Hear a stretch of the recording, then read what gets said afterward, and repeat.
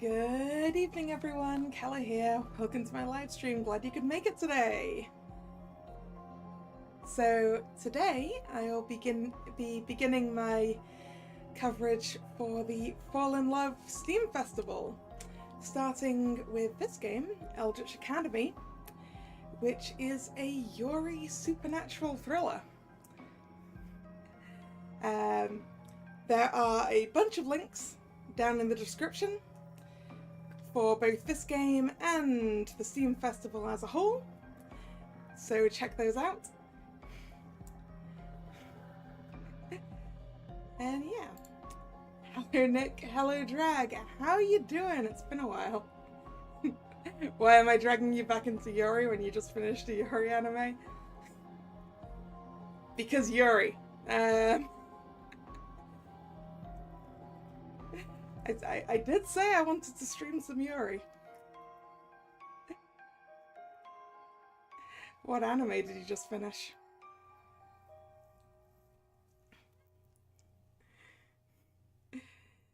Busy week, huh? Yeah. My week's been, in a way, less busy than it was supposed to be. First day back at work was today and not Monday. Great. Are the audio levels okay?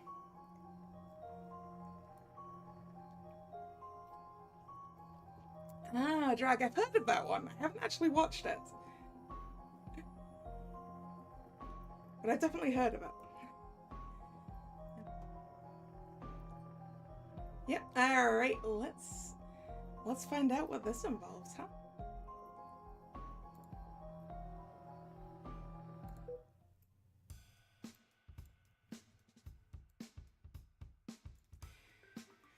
Today's lesson is really dragging on. It's already 3 minutes past the time we were supposed to get out. From here, we can use the value of x as the radius, giving us the area of the circle. Ugh. Oh, looks like we're past dismissal time. I'll write the rest of the answer on the board for those taking notes. After you've taken it down, you're all free to go. Finally! I stood up and stretched my arms. The other girls started to put away their books and group up before heading out. I adjusted my glasses and closed my notebook. I was about to leave the classroom myself when one of my classmates approached me. Hey you, hey? Geometry can be confusing sometimes, huh? I held back a sigh as Casimir, the class airhead, called out to me. It wasn't even a week into my first term here at Solana Academy and everyone was already referring to each other by given name. Depends whether or not you're paying attention. As long as you remember the formula, it's not that hard. You must be better at this stuff then. Numbers just go over my head half the time. It probably didn't help that she spent most of today's class doodling in her notebook. Anyway, I'm going to be having dinner with Misaki later. Want to come with? We'll have extra room at our table. I imagined spending my dinner with Kasumi and Misaki, and immediately felt sick to my stomach. Misaki may be our senior, but she seemed to know Kasumi from before enrolling here. This led to the awkward event during move-in last week that ended with them publicly agreeing to date one another. Just thinking about sitting next to them as they tried to out-flirt each other made me want to gag. Sorry, I'll have to pass. I promised someone else already. Aww. Alright. Well, maybe another time then. See you later, Yue. Goodbye. As Casimir left the classroom, an uncomfortable thought went through my head. Now I have to show up to dinner with someone, or Kasumi will call me out on it tomorrow. Yeah, that was not the best excuse, was it?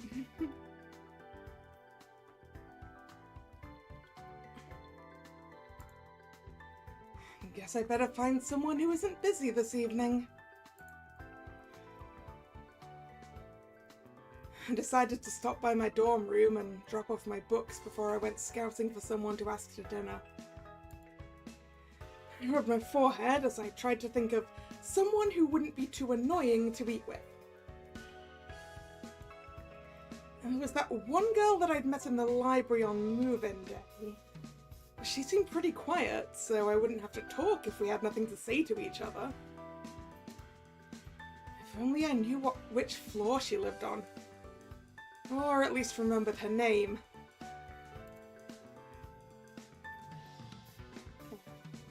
Hey, something up? I turned around to see Cho, who lived on the same floor as me.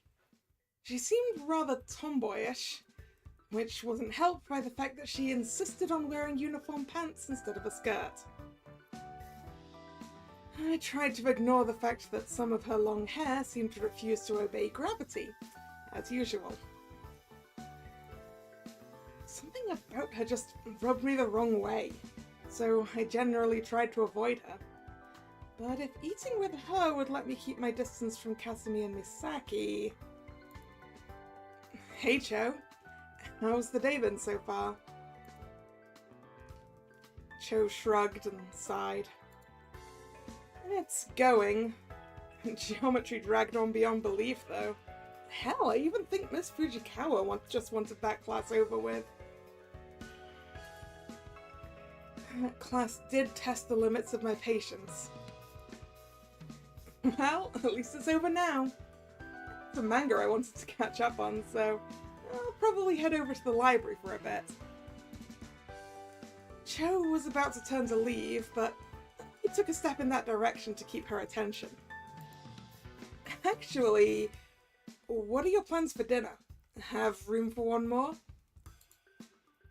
Cho rubbed the back of her neck and smirked a bit, which didn't really put me at ease. You actually want to eat with me? I thought you told me a few days ago that you would rather eat alone. Well, you see... Did you piss someone off? I sighed and adjusted my glasses. That's ridiculous, I was just asking. You'll have to talk to the other girls I was going to eat with. And don't want to just bring in someone unannounced. It's just dinner. Have a secret club or something? No, but one of the girls tends to be quiet. She might not want anyone else to eat with us. If she's fine with it, then sure, you can join us. Why does this have to be so complicated? I'm just asking to sit next to you while I eat. Alright, could we talk to the other girls then? Sure thing. I'm sure at least one of them will be in the library, so we'll head over there. You can read some of my manga if they're late. We'll see. I followed Cho to the library, hoping that her friend was feeling generous. To think I'd have to rely on someone else to avoid being nagged by Kasumi. Maybe I should have just agreed to eat with her, and act like I was sick or something? How do I know these girls aren't going to do the very thing I'm avoiding Kasumi for? She's already here. That's convenient.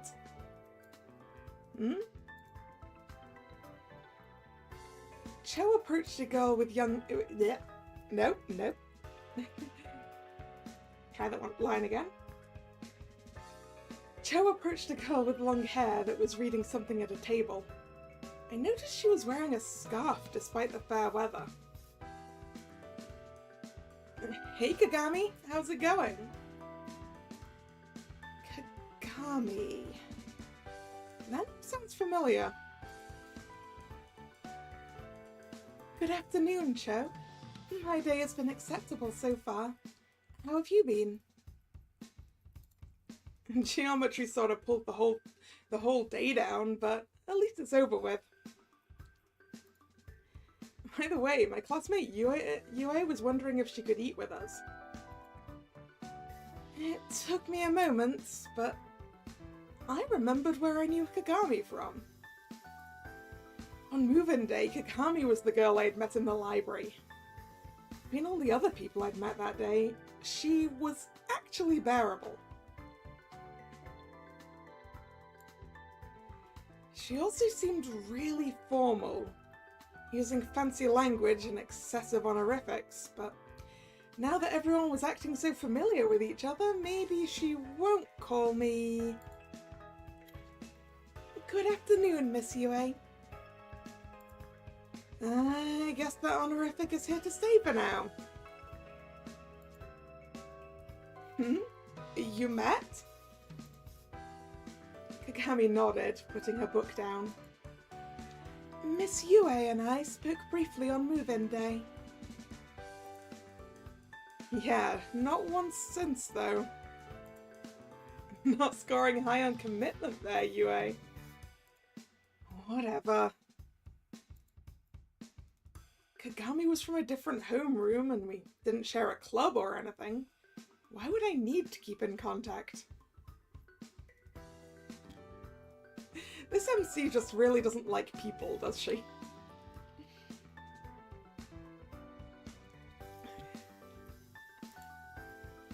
I would be delighted to have Miss Yue join us for dinner. Cool. In that case, we'll just have to wait for Akomi. She'll be around soon enough, I'm sure. Another name I felt familiar with. Probably from a move-in day mishap.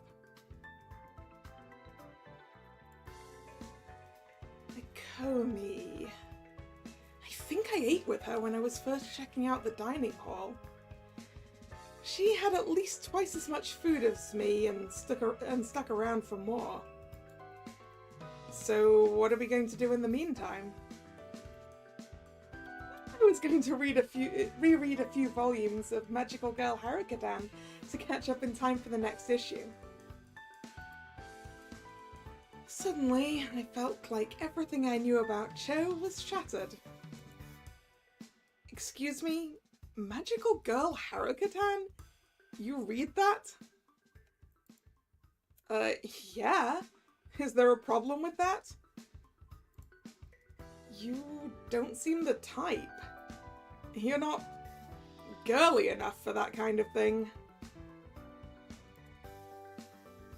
Cho frowned, rubbing the back of her neck. It's a bit of a stretch to assume that. We've been in the same class for like a week. Yeah, wow, gatekeeping indeed. Right? You don't have to be girly to read magical girl stuff.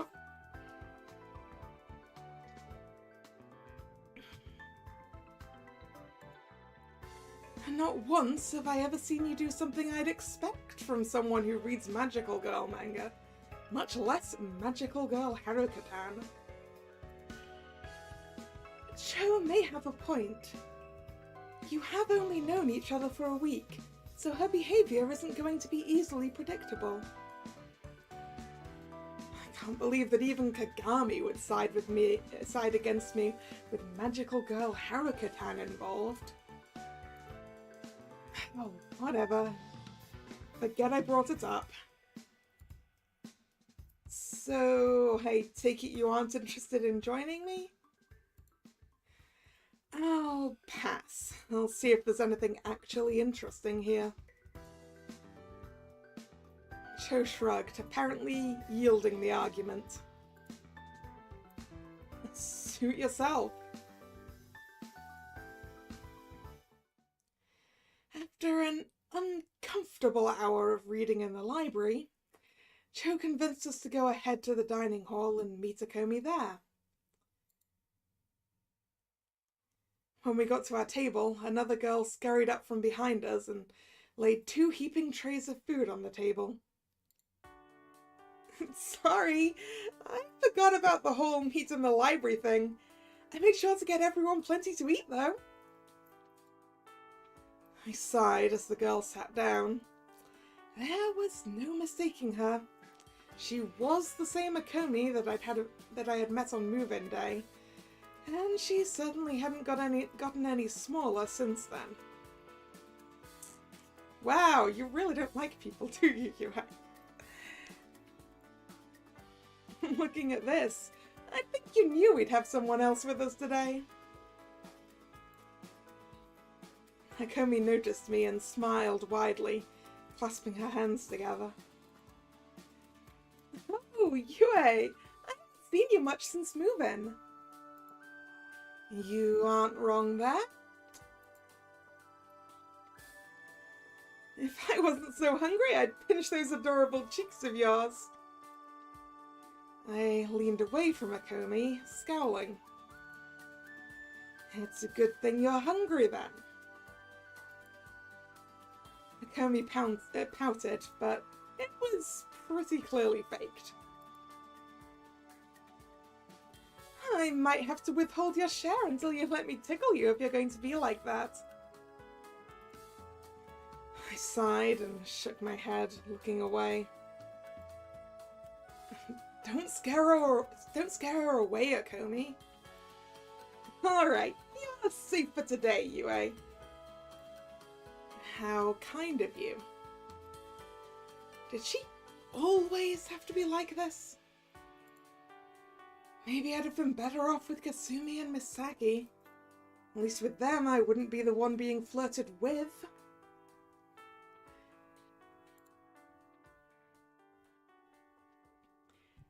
Miss Yue, may I ask why you decided to eat with us today? Well, you see... I was trying to come up with a way to explain the situation when Cho butted in. Kasumi from our class always seems nearby when you go to the dining hall. Did you two have a fight?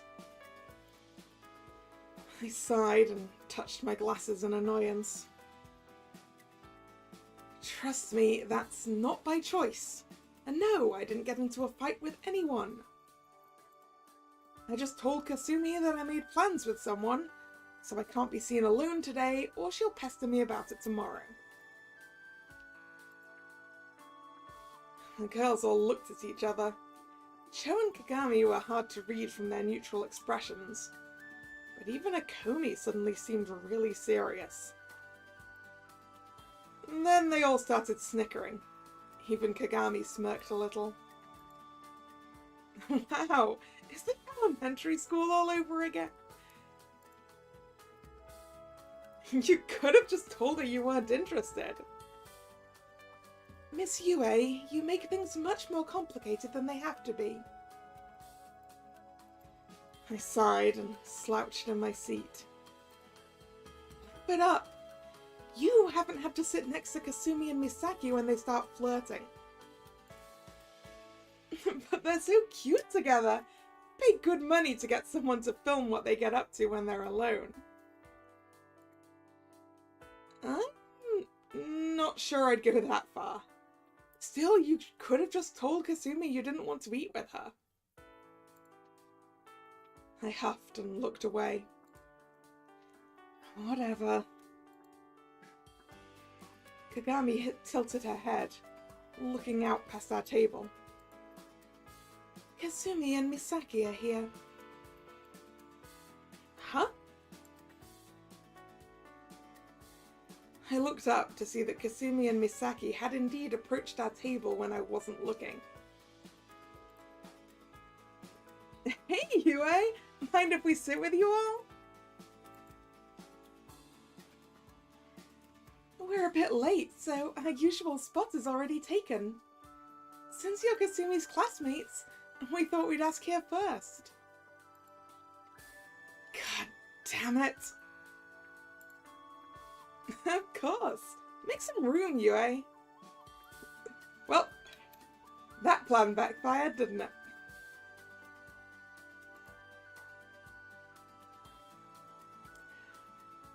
All that effort ended up being completely pointless.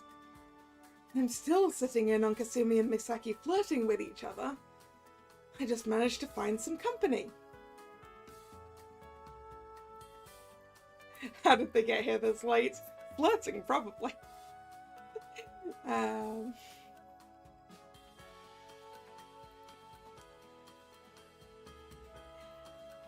How long have you two known each other?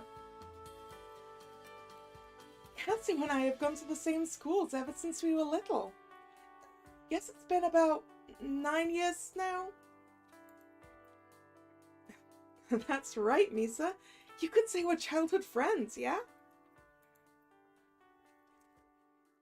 That does explain why you two are so familiar with each other. Yeah, I don't know what I'd be like if I hadn't met Kazu. I stared at my food and poked at it a few times, trying to pay as little attention as possible. I didn't want to deal with this today. Hey, watch what you're doing, Yue. You're going to spill your food. That was a tiring day. At least I was able to sneak away while they made plans for what they'd do after dinner. Still, I felt exhausted. I didn't expect dinner to take so long. I think I was trapped in the dining room for almost 2 hours. Well, it's over now at least. Might as well get to sleep early today.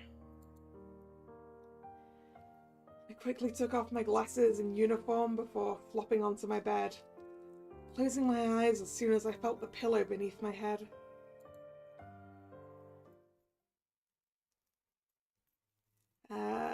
Okay. Orange, right?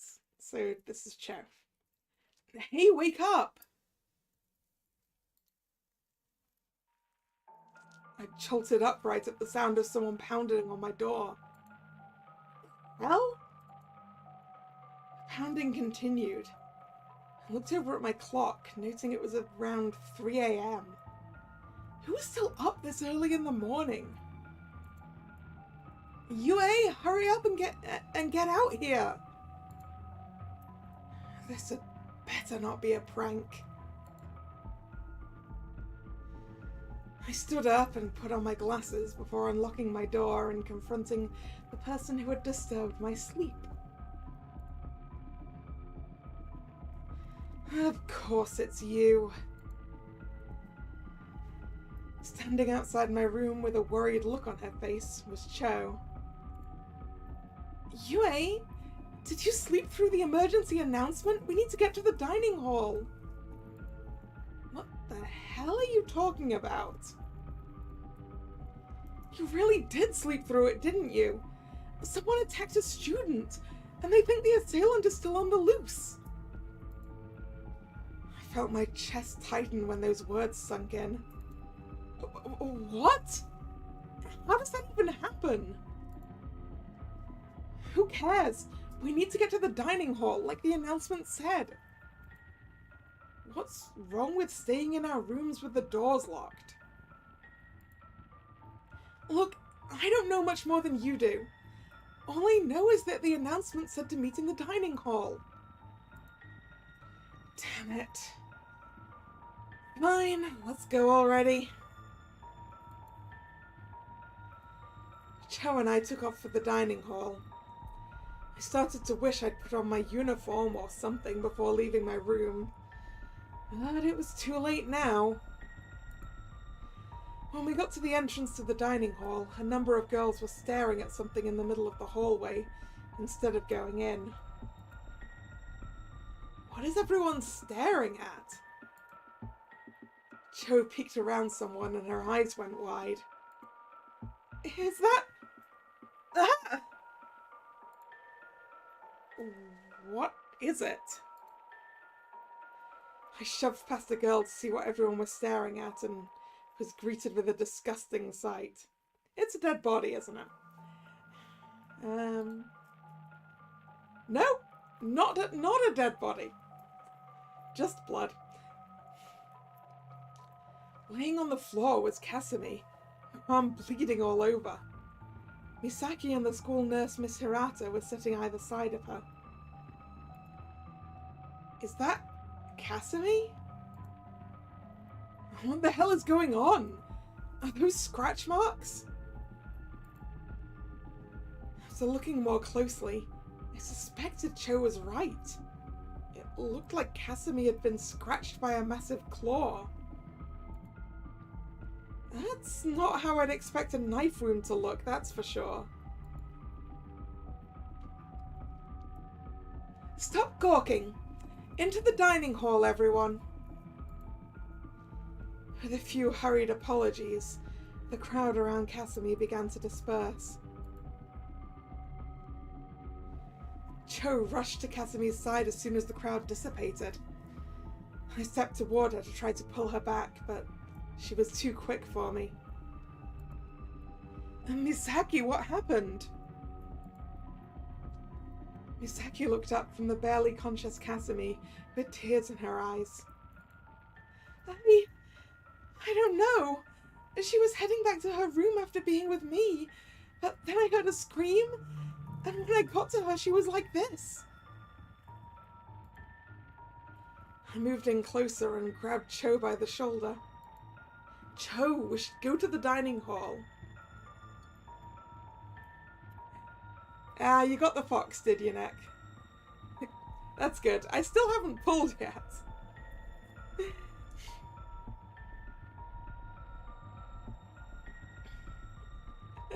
Stupid flight cancellations getting in the way of me doing a gacha stream.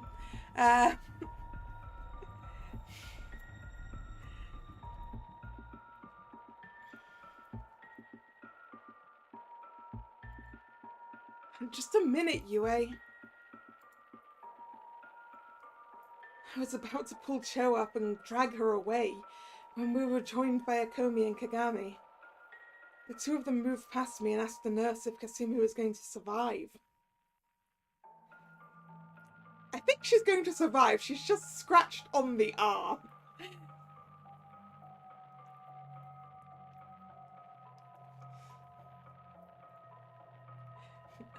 Those are some nice bonus SSRs to have there, Nick.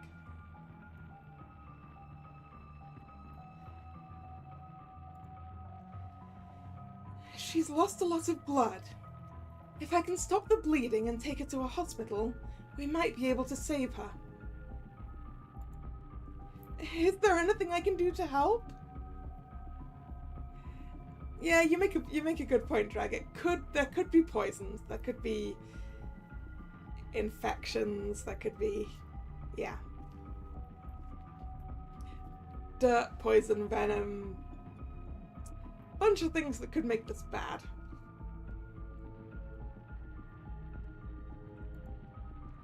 If you'd like to help, call an ambulance. We need to get her out of here as soon as we can. No one's called an ambulance yet?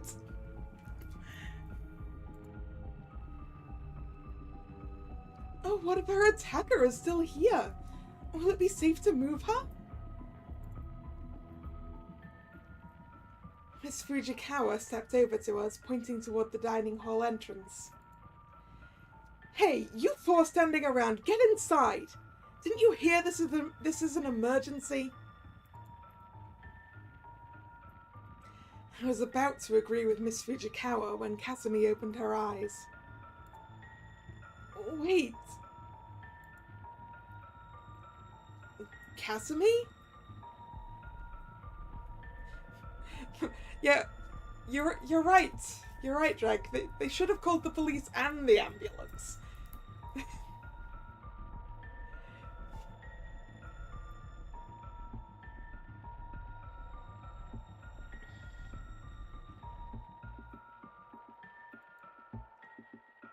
Kazu, you're awake.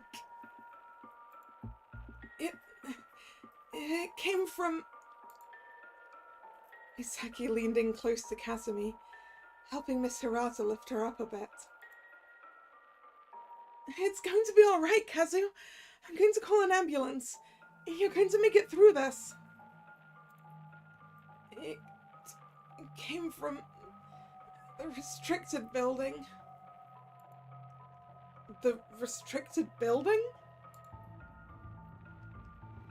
Solana Academy was divided into 3 buildings. One was used for classes and held all the classrooms and a few club rooms.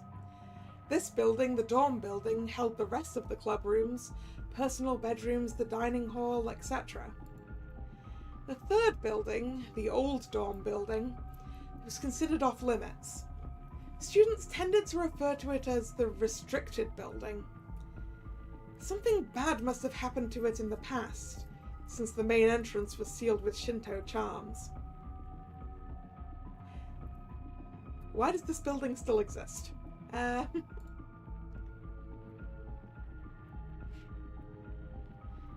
restricted building is not accessible.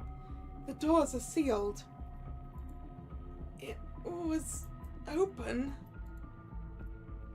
That shouldn't be possible. Someone should have noticed if the seals were removed. She was right. It may have been off limits, but the old building was still attached to the classroom building. Anyone who moved between the classroom building and the dorms should have seen the missing or broken seals.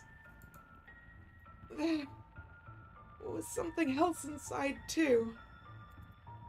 Something else? Miss Hirata, bring Kawamura out front. Asahara, take my phone and call an ambulance. Yes.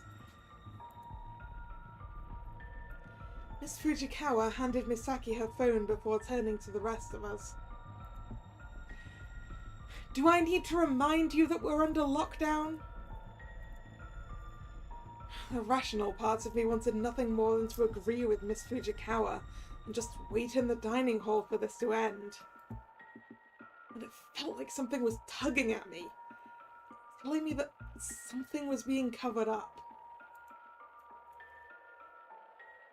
Despite knowing I'd regret it, I ran past Miss Fujikawa as soon as she turned to help Miss Hirata with Kazumi. Hey, where do you think you're going? I ignored the shouts behind me and kept running toward the entrance to the restricted building. When I stopped to catch my breath, I heard footsteps behind me. I turned around, expecting to see Miss Fujikawa, but instead it was Akomi, Cho, and Kagami. What the heck are you doing, Yue?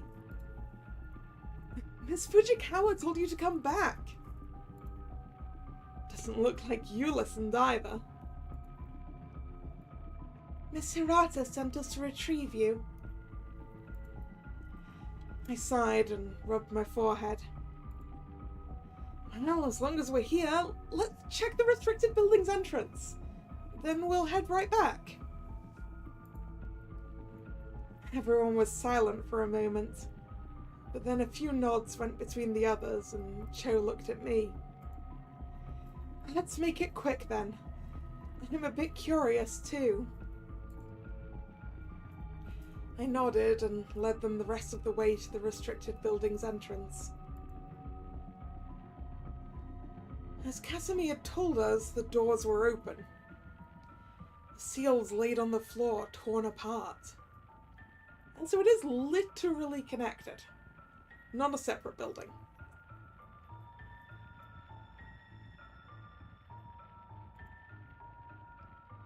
Who would want to open this door in the first place?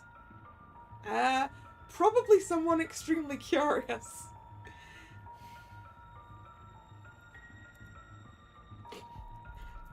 Someone curious?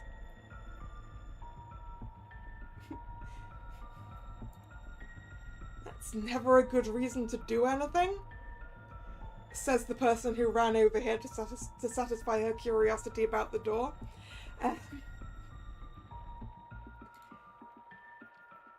Who said the person who opened this had a good reason? We were quiet for a moment until Akomi broke the silence. What sort of person do you think was trapped in there? Person? Someone must have hurt Casimir, right? And she said they came from here. Casimir said that it came from here. It might have been a wild animal that was trapped inside.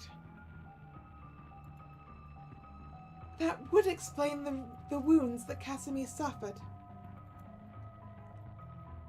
Well, mission accomplished. Let's head back before Miss Fujikawa decides to expel us for being insubordinate. I was about to nod in agreement when I saw something shine a bit, just inside the entrance to the restricted building. Just a moment. I want to check something real quick. I walked over to the source of the reflected light and saw 4 strange-looking objects on the ground. I picked one of them up. It looked kind of like a flower petal, but it was hard as a rock. I felt a low hum in my chest as I rubbed the petal a little. Rubbed the petal a bit, even. After a moment, the petal changed from its original greyish hue to a colour that reminded me of my hair. What the heck is this thing? A few gasps from behind me caused me to turn around. When I saw it, I almost dropped the petal I'd picked up.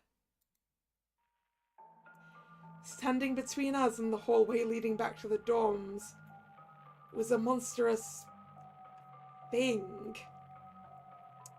Ah, a lizard creature.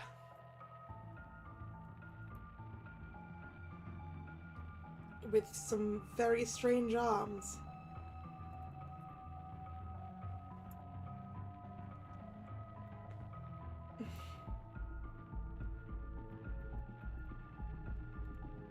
Its puny eyes stared at us through rows of teeth too large for its mouth, and its arms had massive claws at the ends.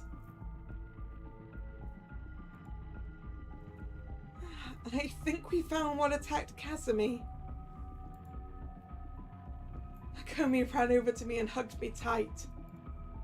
Yue, what do we do? Cho and Kagami backed away from the monster. With just a few steps, it managed to block us into the entrance of the restricted building.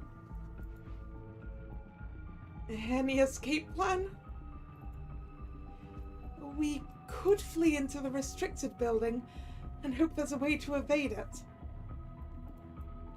It sounds risky. That low hum I felt in my chest returned. I felt the petal I had picked up vibrate in my hand. A sound like a whisper seemed to call to me.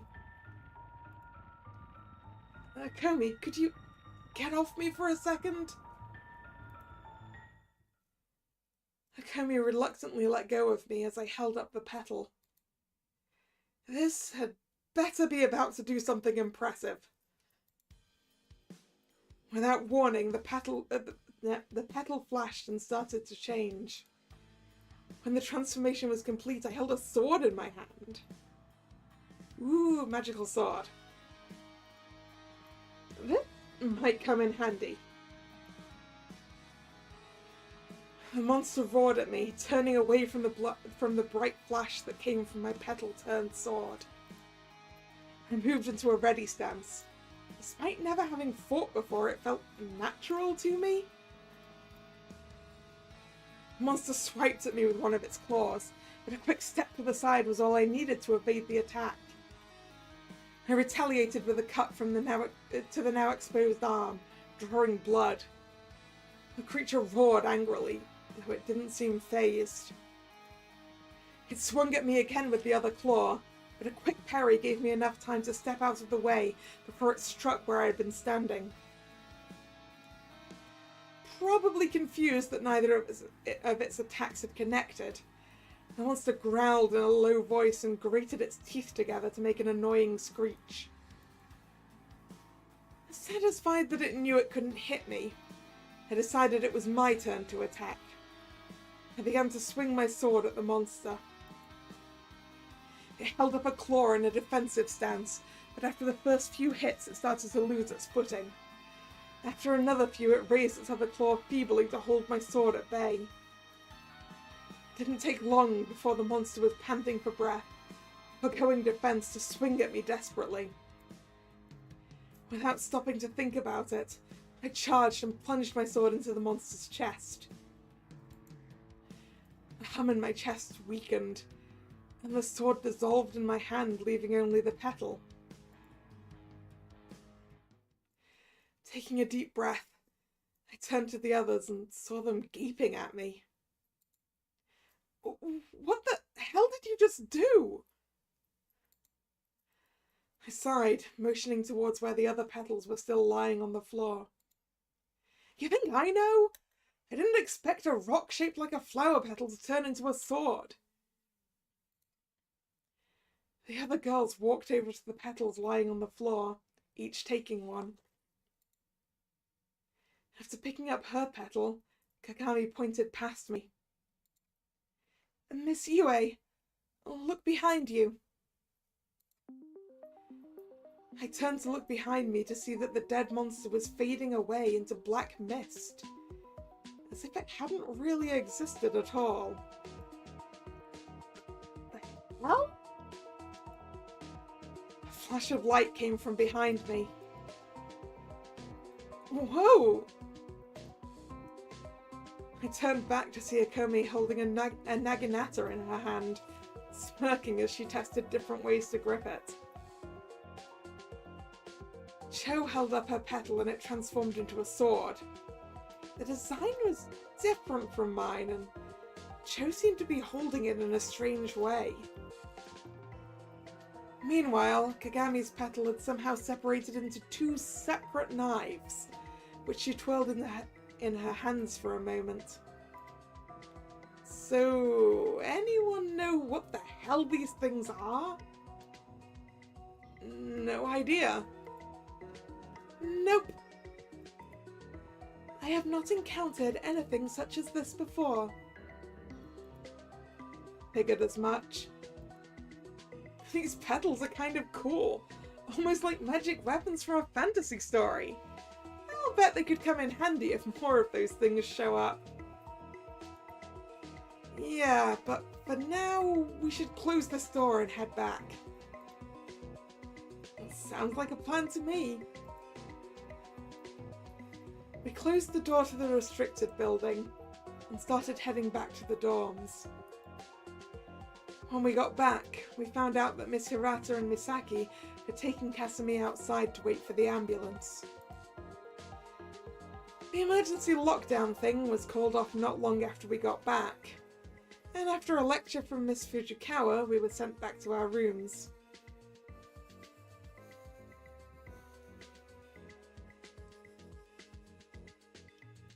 Ah, you want magical girl costume changes to go with the magic weapons, Hardrag?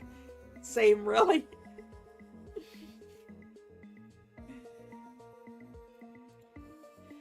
I was tired from being woken up in the middle of the night, so a lot of the details escaped me.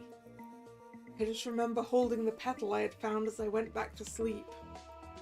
I wonder what it is.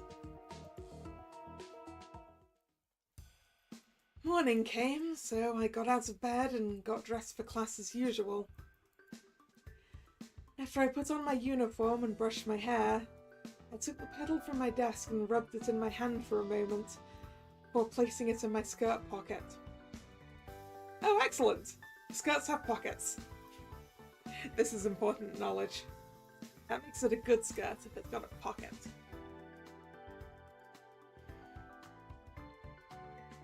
When I walked into the classroom, everyone was whispering to each other. I got to class with only a few minutes to spare, but Miss Fujikawa wasn't in the room yet. I didn't think much of it and sat down at my seat. A few girls that sat around me looked at me from the corner of their eyes before going back to whispering with each other. I sighed and looked at the time, Miss Fujikawa was late. Just as I was about to close my eyes and get some rest, Miss Fujikawa and Cho walked into the classroom together. I looked over at Cho's empty desk. I hadn't even noticed she wasn't here on time. I apologize for the delay. We'll get started with the lesson momentarily. Fukuda, if you'd take your seat. Right. Cho walked to her seat without another word. Miss Fujikawa locked eyes with me as soon as I turned my attention back to her. Ishikami, I need to speak with you after class, so don't go anywhere once classes are dismissed. I nodded, barely holding back a groan of annoyance. She was probably still upset that I insisted on checking the entrance to the restricted building. At any rate, classes went by as usual. A lot of girls seemed distracted, but otherwise it was a normal day. Once classes had ended, everyone else started preparing to leave for the day. The whispers from before class resumed as girls filed out of the room. After a few minutes, only Cho and I were left with Miss Fujikawa. Would you two come with me, please? We need to have everyone present before we begin. Are we in trouble? Miss Fujikawa examined me silently for a moment, disapproving. I'll explain once we have the other two. With that, Miss Fujikawa motioned for us to follow her. I wanted to ask Cho what was going on, but I decided it would be best to let Miss Fujikawa explain when she was ready. As I suspected was happening, Miss Fujikawa led us to Kagami and Akomi's homeroom. The two of them were waiting patiently outside the room, worried expressions on their faces. Misaki, Nakayama, this way. Okay. The four of us followed Miss Fujikawa in silence. After walking down several hallways, we came upon an unused club room, which she directed us into. An unused club room and not like the teacher's office or something, so maybe we're not in trouble.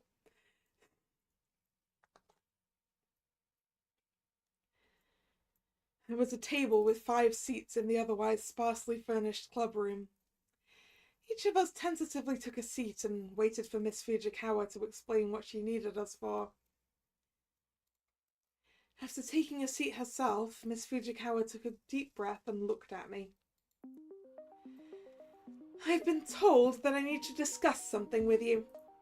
As much as I'd like to scold you all for disobeying me last night, apparently something much more important has come up. Based on what I learned from Cho this morning, I understand you girls found some sort of petals. Petals? You mean these things, right? I dug out my petal and held it out so Miss Fujikawa could see it. She nodded slowly. Yes, those. Fukuda tells me that you four found them just inside the old dorm building's entrance. Is that correct? Yes. I'm sure you've noticed they aren't made of any normal material, and that they have some interesting properties. What do you know about this, huh, Teach?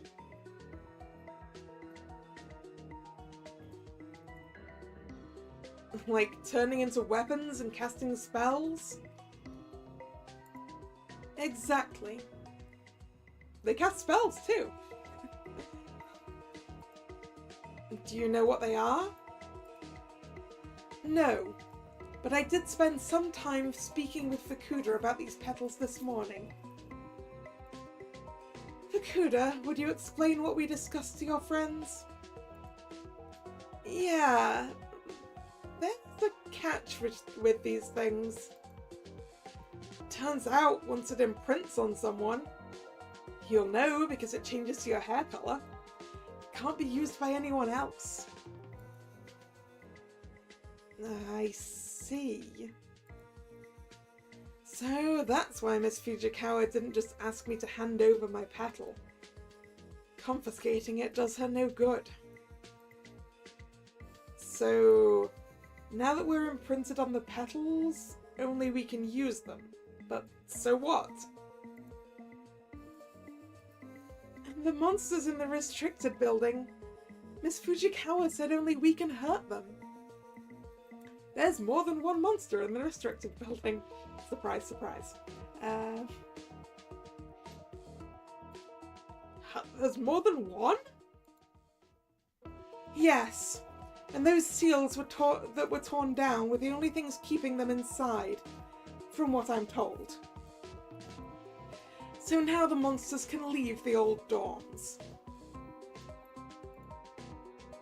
Wait, if those things are on the loose, why are we still here? Shouldn't the school be evacuated? The monsters only appear at night for whatever reason. We'll enforce a curfew. But isn't this sort of a big deal? It is a problem, yes. But it's not one the school was unaware of, apparently. Administration suspected the seals would fail eventually. Wow!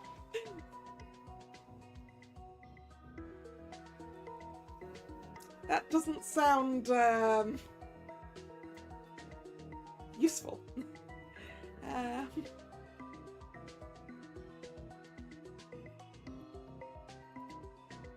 Wait, you knew about these things?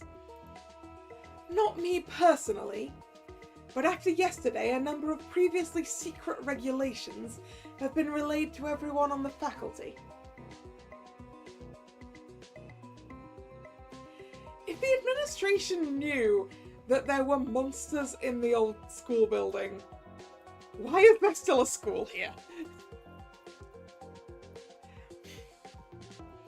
Who thought that was a good idea? The point is, things will continue as normal for the students. And you four could have went on as if this never happened, if not for you imprinting on those petals. I was starting to see why Miss Fujikawa called us all here. And I wasn't liking where this was going. We're going to have to fight the monsters. That is correct. Miss Fujikawa sighed. It hardly matters now, but if you hadn't insisted on exploring the restricted building yesterday morning, you wouldn't have to be held responsible for cleaning this up. For now, the best the school can do is ease your burden. No, the best the school can do to ease your burden is to help you with your new duty in protecting us from the monsters. Do we get out of classes so that we can be active at night to do this? Do we get our homework forgiven?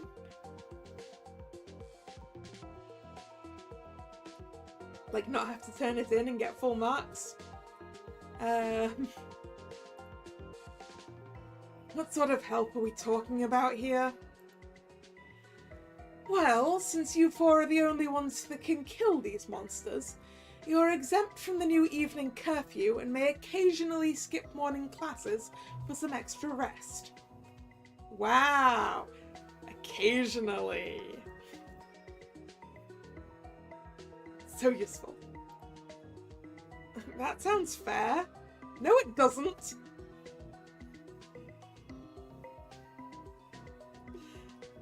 Like, hi, you've got to fight monsters at night, and the only thing we're going to give you is that you're not bound by the curfew everyone else is, and sometimes you can sleep in.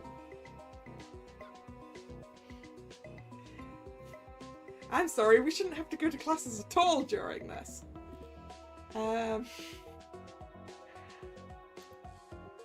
Yeah, what else? Since you'll likely need a place to meet, you four are going to be granted the use of this club room. Don't clubs usually need at least 5 members? Yes, but as we've noted, this is a special case. Who will be our advisor? Will you fulfill the role, Miss Fujikawa? In a sense, I will be listed as your club advisor, but I doubt there's much I can do to help you.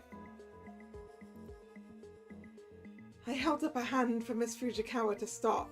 This was a lot to take in at once.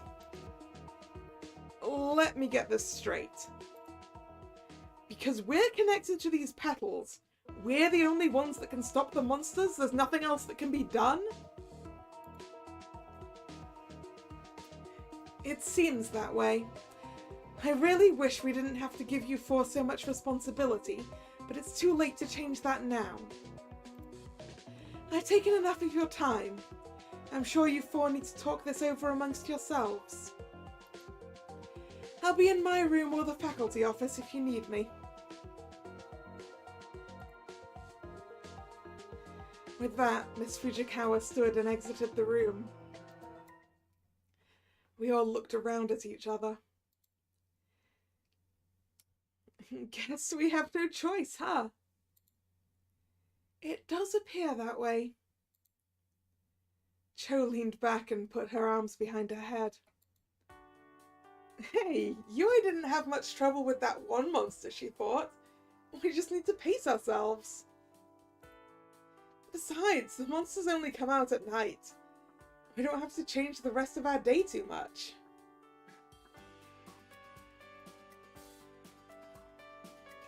Yeah, I guess that's true. Most magical girls don't get to skip class. But still. She said only sometimes. And we still have to do homework and everything, and the school is aware of this? I feel like in most magical girl cases, the school is not aware of it.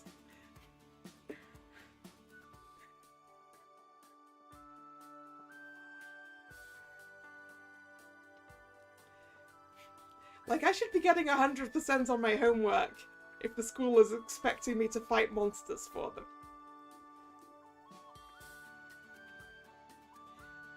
Because that's going to cut into homework time.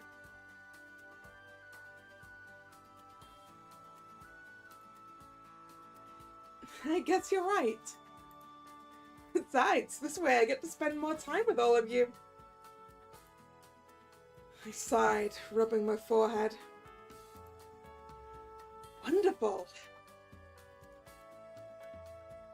Kagami rubbed her chin and thought, we should decide on a club name. Why? It's not a real club. That doesn't mean we shouldn't have a name. Let's come up with something. I sighed and lowered my head to think. Nothing came to mind.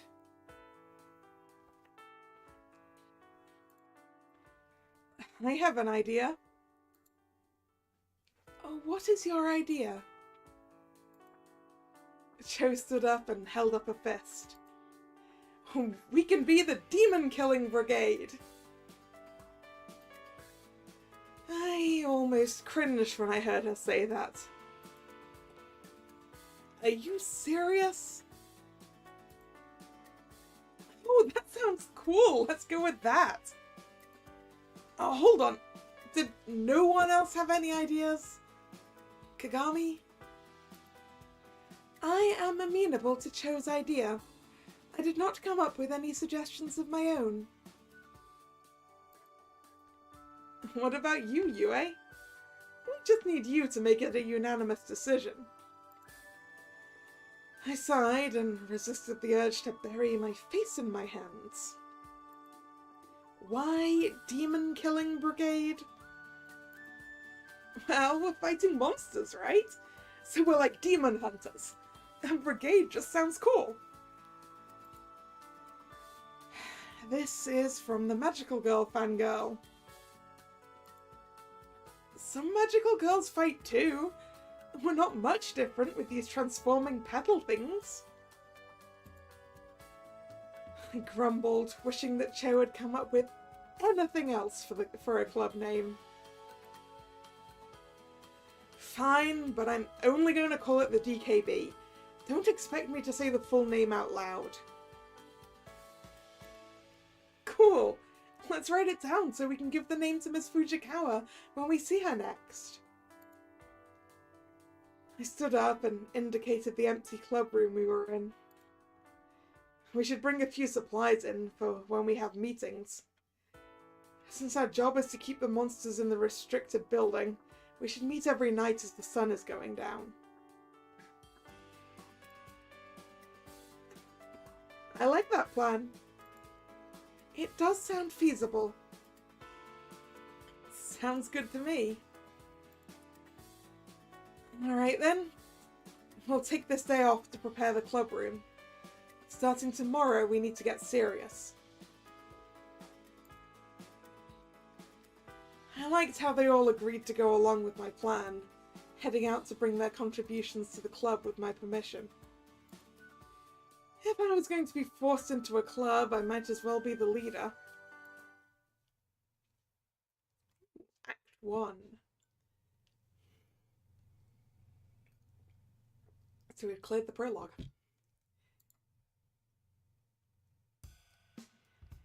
Class was a lot quieter than usual today. A lot of the girls seemed on edge. Not that I blamed them, with the monsters getting loose and all. I wonder how much we're allowed to tell people outside of the school about this. How much are we allowed to tell people outside of the club about this, really? How much do the regular students know about this?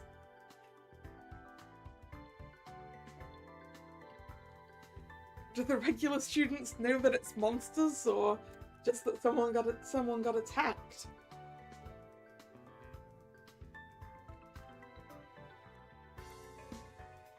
I suspect that even if anyone told their families about this, the faculty would give them some bullshit about how there are no monsters, that it was a prank or something. Sadly enough, I'd believe that story if I hadn't seen that monster. I sighed at that thought and tried to focus on the lesson. Once class ended, I walked through the hallways slowly. I had plenty of time before I'd need to meet with the DKB and prepare to fight the monsters, but I didn't really have any plans for that time. And so I found myself in the club room with the others, who all brought something to do. Despite how excited they'd been when we were told we had a club room to work with, it seemed like no one was really ready to try to invite anyone else to do something with them. Sighing, I went over to Kagami, who was sketching on a notepad of some kind. "What are you drawing?"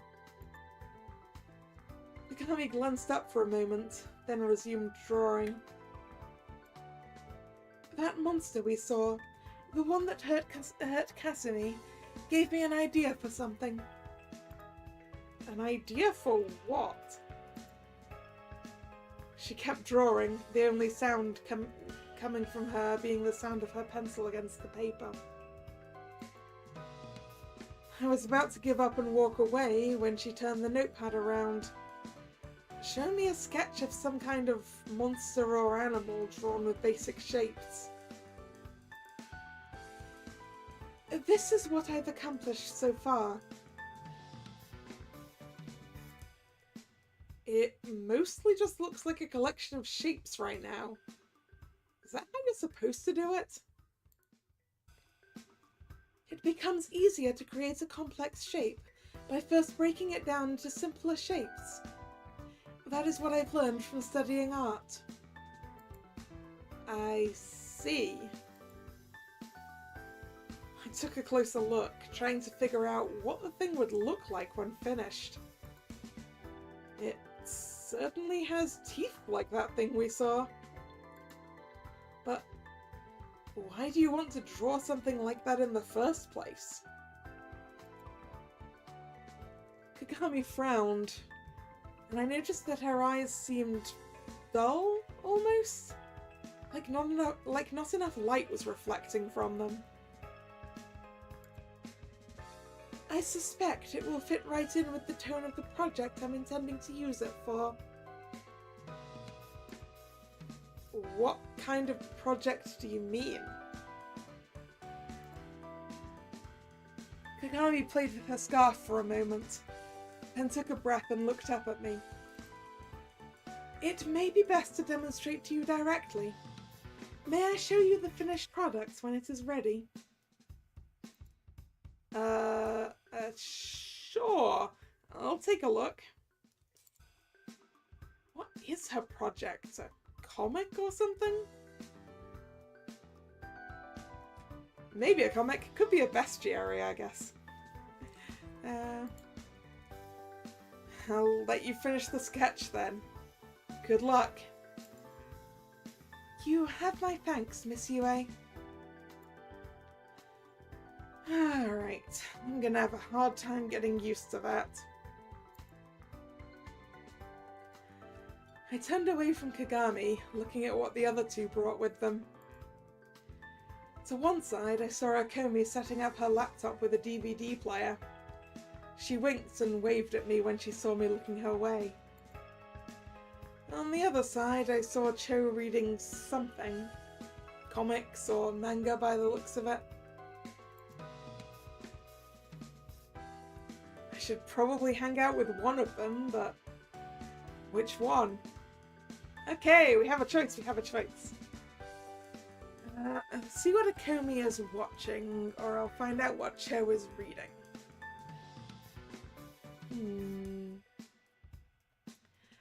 Akomi or Cho?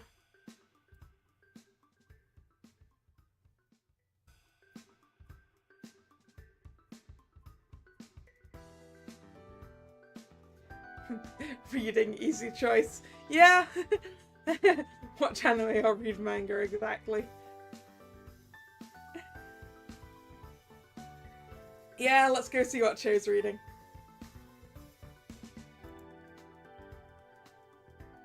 I walked over to where Cho was sitting and pulled up a chair. What is the not a tomboy reading? You're really upset about that, aren't you? What made you think I was a tomboy? The uniform is a good start. And I see you're still wearing it, even outside of classes. Well, I ended up repurposing a lot of my other outfits, so this is the only one I have left that's still normal. What does that mean? Cho bit her lip, waving that topic away. Nothing. You said you wanted to know what I was reading? She held up the book she was reading, and I sighed. Magical girl Haruka-tan. Like I can't escape that hell. What do you have against magical girls? Cho grimaced, pulling the book closer to her. Is there a reason why you hate Haruka-tan so much? I think you had that reaction earlier, too. I looked at the floor and clenched my hands into fists, recalling my history with that series. It's just not a good series. I like it. A recollection of a time when my mum made me wear an outfit from the series came to mind, and I grit my teeth in response. It's just nothing even happens in it. It's just excuse after excuse to get Haruka to wear fancy dresses. The whole first book is about some sort of monsters that want to make everyone look boring. But then they disappear and no one acknowledges it. I don't even remember the plot after that. It's just an excuse to ogle fancy dresses. None of the characters are even that interesting. I'm almost glad the anime adaptation got cancelled. It would have been a waste of time and money to animate that mess. Wow, girl!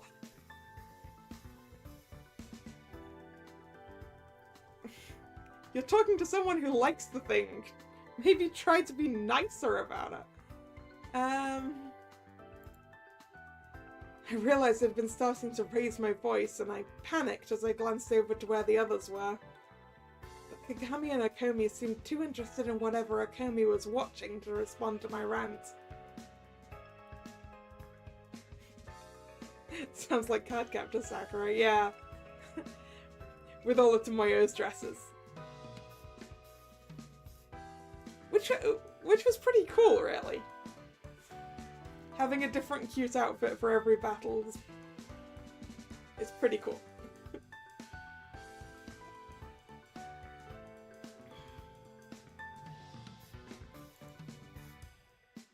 Looking back at Cho, I saw she was slowly putting her book onto the table. Bad experience with it, huh? Yeah, my mum made me read it when it first came out.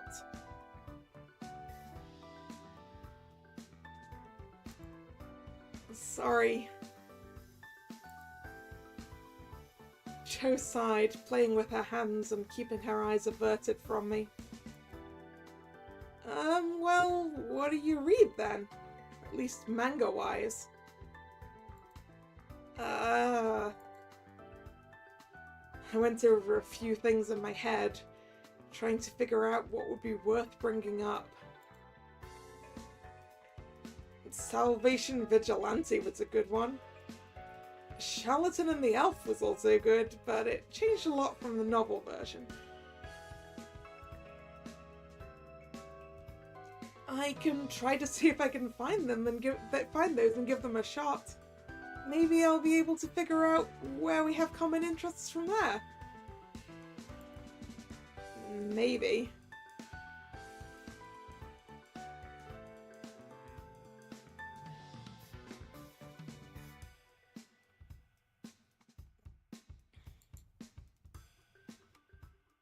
After that, it was nearly time for dinner.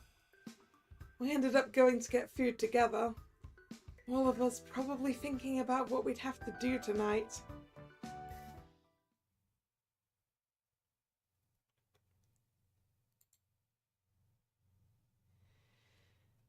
headed to the DKB club room when the sun started to set outside. Before long, the rest of the DKB had arrived as well. So, everyone ready for this? As ready as we can be, I'd think.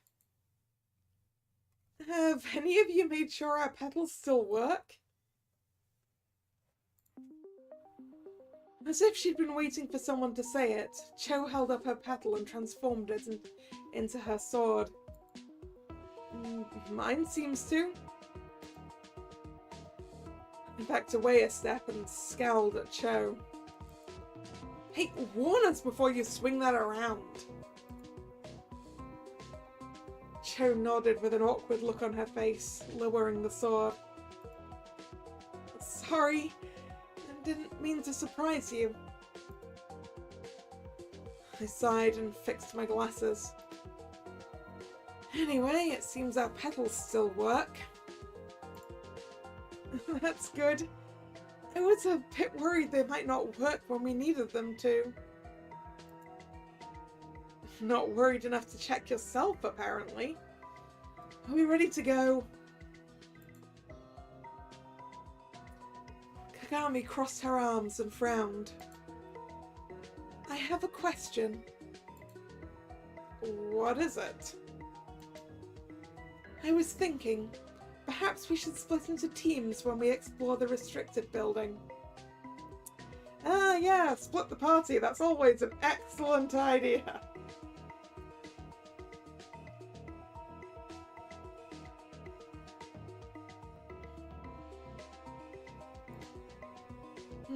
That might help us search the area more quickly now that you mention it.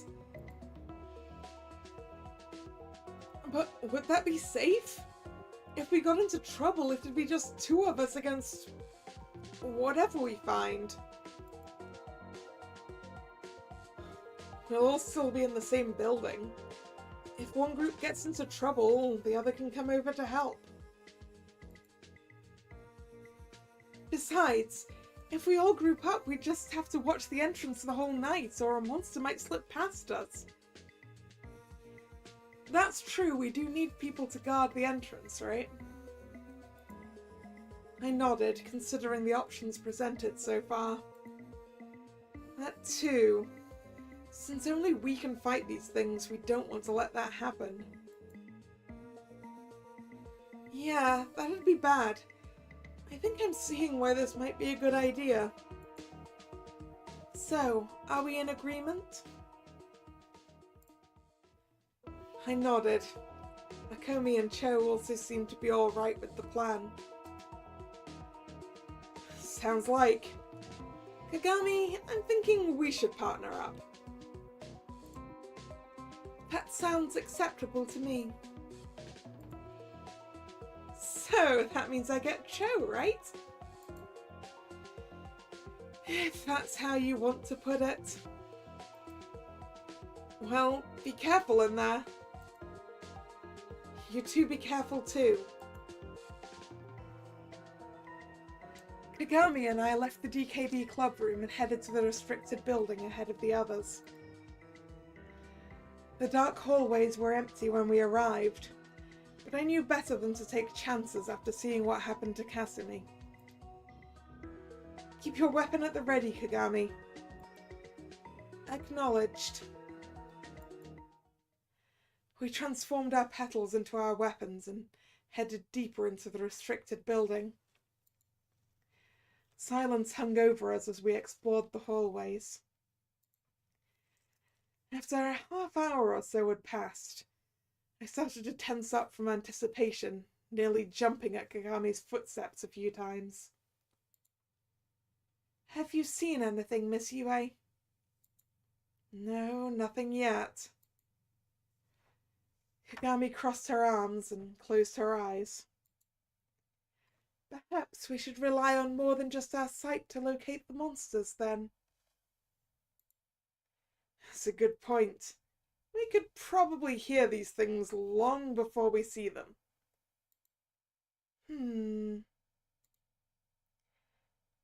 Kagami seemed to be about to say something when a tapping sound broke the silence. Do you hear that? Yeah. We both stood still for a moment, but the tapping stopped. We should proceed with caution. I nodded and held my sword at the ready, looking around for any sign of where the tapping might have come from. After a few seconds, the tapping began again. I listened closely and looked up in the direction it seemed to be coming from. Ooh! Humanoid spider this time. Above us was an abomination that looked like a spider with a human face. Only the face was distorted and expressionless like a mask. Oh, it's also on the ceiling! Excellent, excellent. Kagami, above us. Kagami looked up at the creature. After a moment, she nodded. It appears we've located our target. I flung a number of ice shards at the monster, aiming for its legs so it would lose balance and fall. Yeah, right? Why have we not...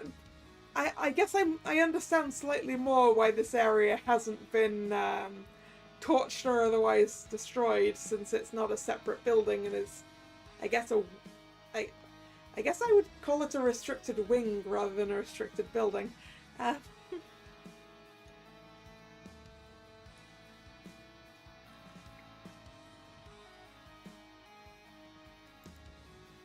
While the projectiles lodged into the monster's limbs, it didn't seem too fazed by them. However, it did leap down to the floor after being hit. Without a word, Kagami bounded over to the monster and sliced off one of its legs, using both of her knives as if they were scissors. The monster swung another of its legs at Kagami in retaliation, but she spun out of range before the attack landed. The legs are weak, Miss Yue. Let's remove them. Good idea. I ran at the monster and froze its front legs to the floor before it could raise them to strike. Once I was close enough to attack, I hacked off one of the frozen legs. The monster squirmed as it tried to free its legs to counter, but it wasn't quite strong enough to break the ice encasing its limbs. Kagami and I continued lopping off the monster's legs until it was only a torso and head. The mask-like face stared at us without any sign of emotion. I noticed that the monster wasn't fading away despite missing all of its limbs, and I was about to step forward to perform the killing blow when Kagami stepped over to the monster. Kagami cut the head from the monster in one swift motion, without any hesitation. But instead of falling to the floor, the head continued to float. The mask-like head flung itself at Kagami and shrieked. I flinched at the sound it made and wanted to cover my ears. I was about to fling an ice projectile at the mask to get it away from Kagami when she stabbed it with one of her knives and flung it away. The mask and its former body began to fade away. The memory of that shriek stuck in my mind. Okay, so I'm gonna go with it seems like these creatures maybe have a specific weak point that needs to be hit. Perhaps.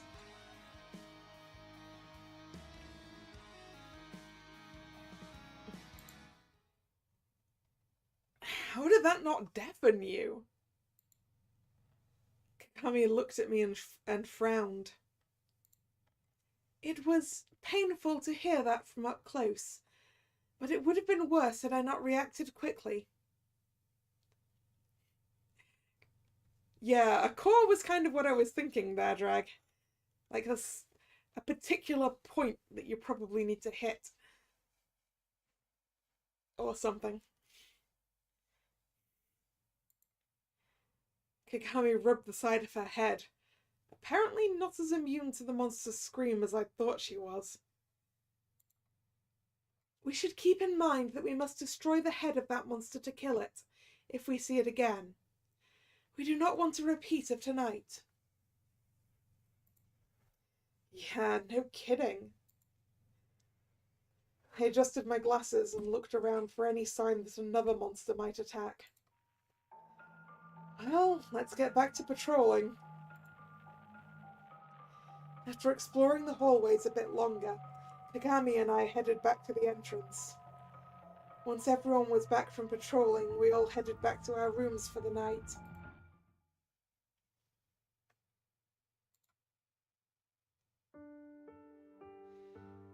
Misaki was waiting for me just outside my room when I was on my way to class. She was leaning against a wall, looking at her feet.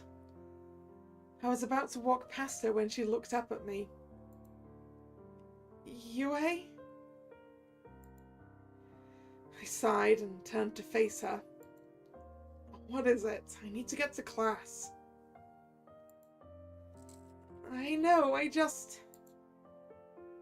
Misaki turned her face away from me. There was a faraway look in her eyes, as if she was looking at something in the distance. I'm worried about Kazu. Do you think she'll be alright? Why are you asking me this? Misaki sighed and looked me in the eyes. I felt my chest tightening with frustration. Doesn't she have classes to get to? I'm just worried about Kazu. I don't want to lose her. It's not like I can do anything about it, you know. Misaki's face hardened into a frown. Right, sorry.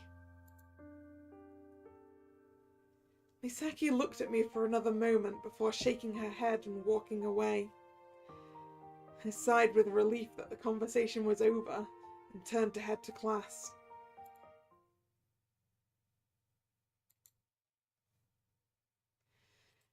At Akomi's request, we all met in the club room a little bit ahead of the time we'd originally agreed to hold meetings.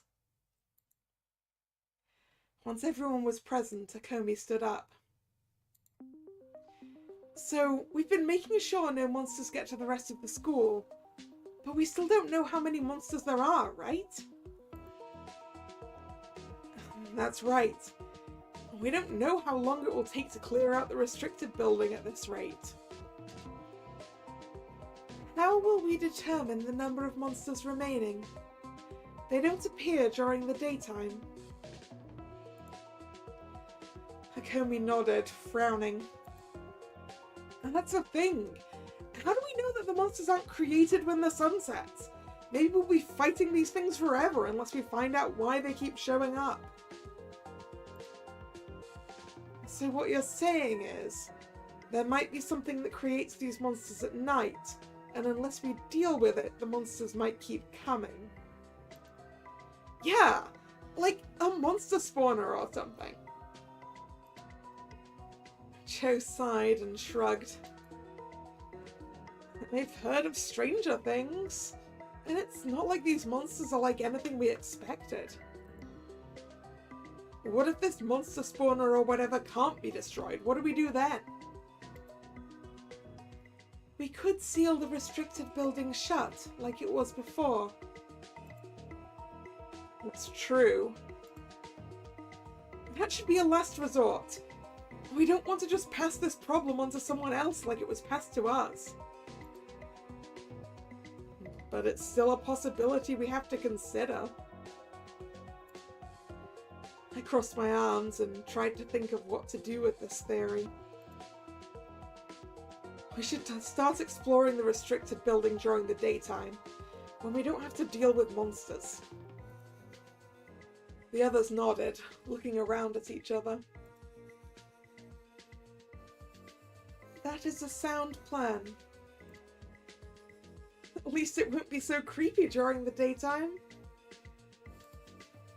Yeah, I'm behind that plan too. Good, we'll start tomorrow. But tonight, let's just deal with any monsters we find. Cho, you're with me. Got it. I'll take Kagami then. Which floor should we patrol, Miss Yue? I adjusted my glasses and considered the question. Yeah, I guess you're right. That is the other thing that we get. Access to the restricted building. Whether that's particularly useful or not is another matter.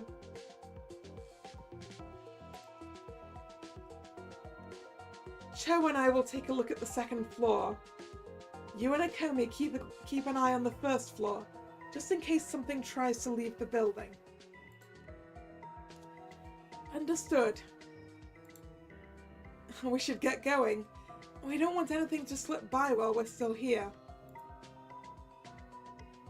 I nodded and headed toward the door of the club room, retrieving my petal from my pocket as I went. After climbing to the second floor of the restricted building, Cho and I transformed our petals into weapons and began patrolling the hallways. I explored in silence for a few minutes, but eventually Cho seemed unable to keep quiet. So, Yue, do you think Akomi is right?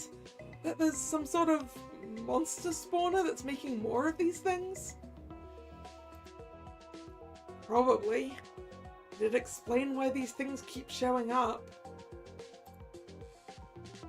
Cho ran a hand through her hair and looked down the hallway.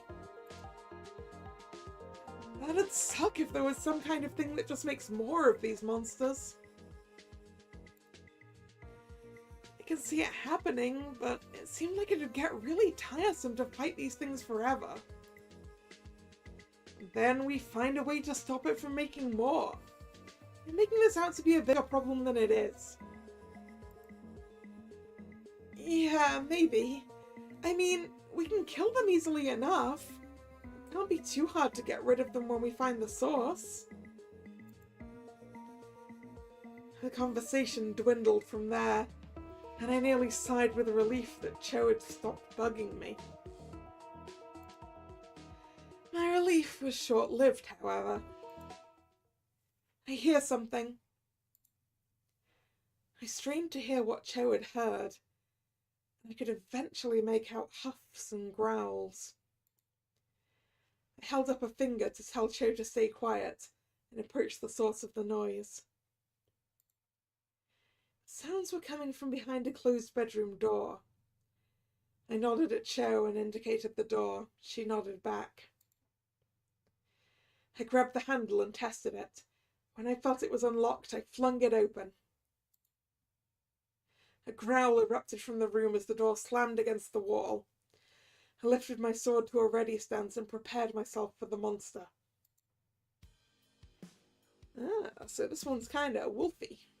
And spiky. Very spiky. Extremely spiky. A creature that appeared to be some kind of dog or wolf got to its feet and bared its teeth at me. I realized after a moment that huge spikes were protruding from its fur. The lizard was also spiky, right? And I guess the spider's legs were kind of like giant spikes. So maybe everything is spiky? The beast jumped at me while I was looking at its spikes, and I barely conjured up a wall of ice quickly enough to block its attack. Shards of ice scattered on the floor, and the wolf lunged at me again, grabbing my sword in its mouth. Cho sent a bolt of electricity into the monster's hide, surprising it enough for me to pull my sword free. I took a step back and held my sword so its point was facing the monster. The wolf growled and snapped at me a few times, but it didn't come within reach of my sword. Cho swung at the monster from the side, distracting it from me and giving me a chance to strike. While the monster was dodging Cho's attack, I froze one of its paws to the floor and thrust my sword through its torso. The beast howled in pain. I pulled my sword out and stabbed the monster again, hoping to kill it before it could recover. The wolf's howl cut off short, and when I pulled my sword free the second time, it flopped to the floor. Cho and I watched the monster carefully until it began to fade away. Well, another night, another dead monster.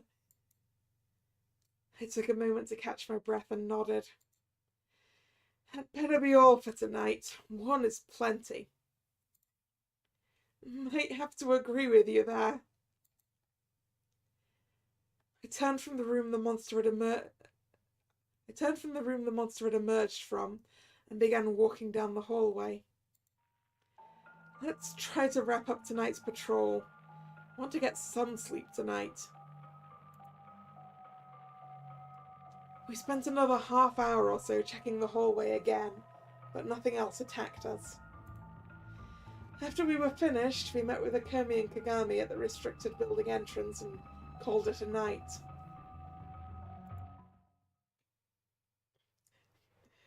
We can just decide when we're done for the night.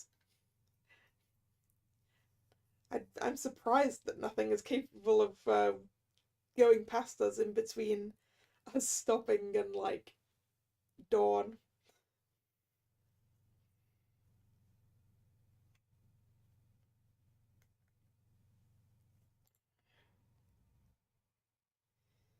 After breakfast, I headed straight to the entrance of the restricted building. Since there were no classes today, all the others were waiting for me when I got there.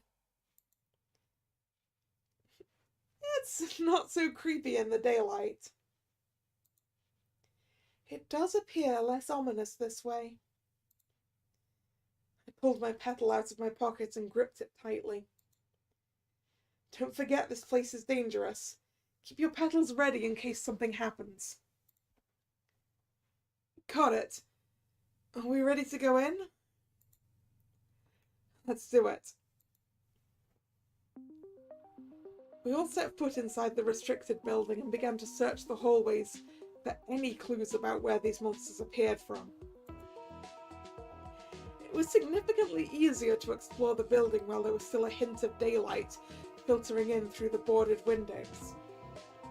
The lack of monsters trying to kill us was a nice bonus. Why hadn't one of the monsters tried to break through the windows? They're boarded up, but the wood looks untouched. I took a closer look at the boards Akomi was inspecting. Seeing no claw marks or any other signs of attempted destruction, I moved to another window. That is strange. I don't remember seeing any Shinto ceiling charms on the outside. Maybe there's another charm at work? Like blessed wood or something. Blessed wood. It could happen, I'm sure. Why are we asking questions about the monsters when we haven't asked why there are monsters in the first place? Mm-hmm.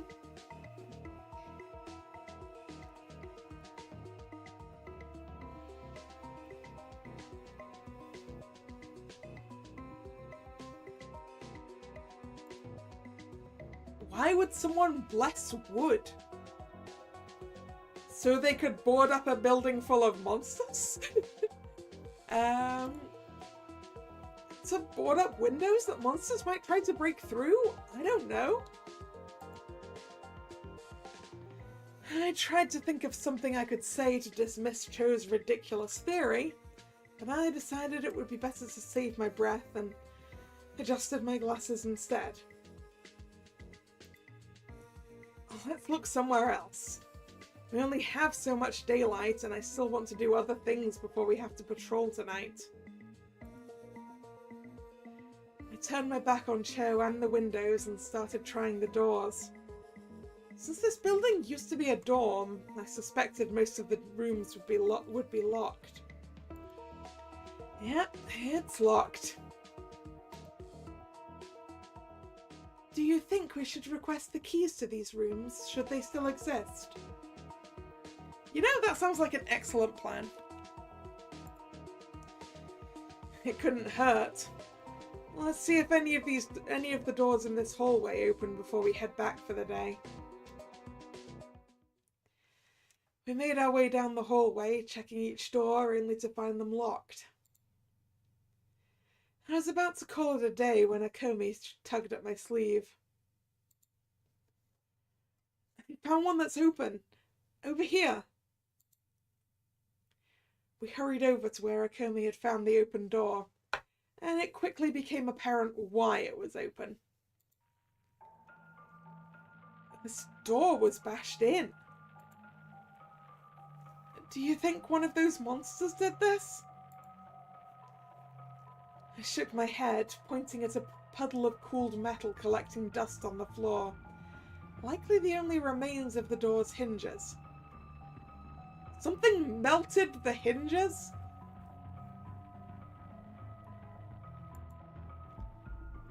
We haven't seen many things that melt the hinges of doors, have we? Yeah, the things we fight would have just tried to burn the door down if they had fire handy. Why couldn't it have been a monster that melted the hinges? Think about it. The monsters we've seen are all pretty straightforward. Melting the hinges is a pretty efficient move. One that those monsters wouldn't have been able to figure out on their own. So, it was likely a person who destroyed this door. In that case, it is almost certain that they used magic to heat the metal. You mean it was someone like us? It's unlikely we're the first to find these petals. real question is, why did they need to break into this room? In search of an answer, I entered the room, taking care not to trip on the broken door. The air felt thick inside the room. I felt like there was something that didn't want me there. I tried to shake off that feeling and walked over to a sheet draped over something in the corner. I pulled off the dusty sheet and almost gagged on the dust and the scene underneath the sheet. The girl's skeleton sat against the wall, curled into a fetal position. Her clothes were ragged and decaying, barely recognizable as a school uniform. Yeah, school uniform and the green ties were the upperclassmen, right? That was the right way around? In hell! I heard footsteps behind me and then a few gasps. Is that a body? What does it look like, Cho? Oh my god! I coughed up some of the dust and cleared my throat before turning to the others. We shouldn't be so surprised. We knew this place was sealed off for a reason, so we had to expect to find previous victims at some point. Did we? Did we have to expect to find previous victims? Did no one remove the body to give it a proper burial?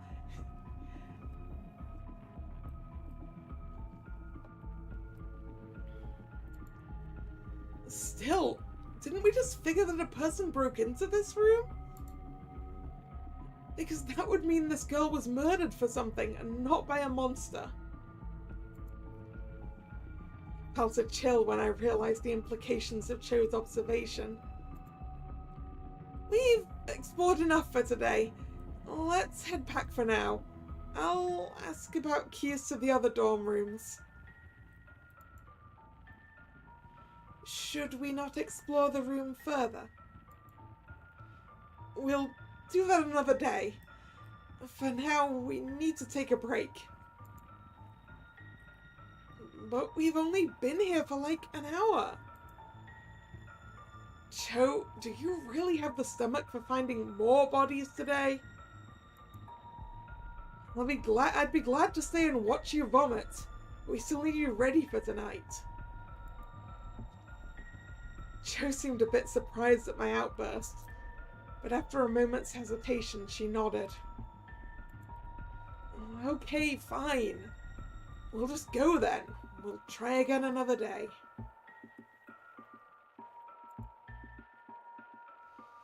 I didn't wait for the others before leaving the room and heading back to the main buildings. I didn't want to mention it to the others, but the skeleton we found had the shattered remains of what looked like one of our petals in its hand. Uh-oh. Did someone get jealous of the girl and try to kill her to steal the petal? No, that doesn't make sense. Whoever broke down the door had to have a petal themselves. No one brings tools to melt metal into a school dorm. So why was that girl killed? I realized that my breathing was unsteady once I reached the comfort of the main buildings. I stopped to take a few deep breaths. That was way too much excitement for today.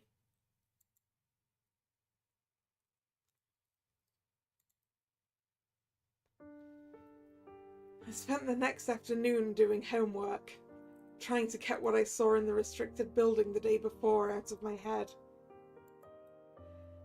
I was trying to guess how to proceed with the geometry proof when I heard a knock at my door. Sighing, I got up and walked over to the door. Coming! I opened the door and headed outside to find Cho. Hey, Yue. What are you bothering me for? You've looked a bit off since yesterday. I thought I'd check up on you before tonight's meeting. Well, you didn't have to bother. I'm fine, Cho.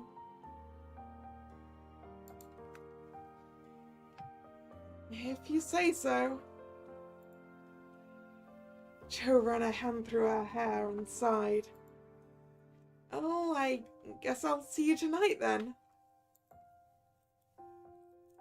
Cho turned and headed back to her room.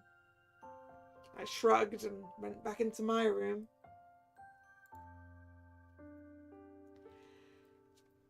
After finishing up most of my homework, I headed down to the DKB club room to meet with the others. A memory of the skeleton we found and the shattered petal beneath flashed in my mind, but I forced myself to ignore that line of thinking. I didn't have to wait for the others long. They all joined me over the course of the next few minutes, chattering away about unrelated topics.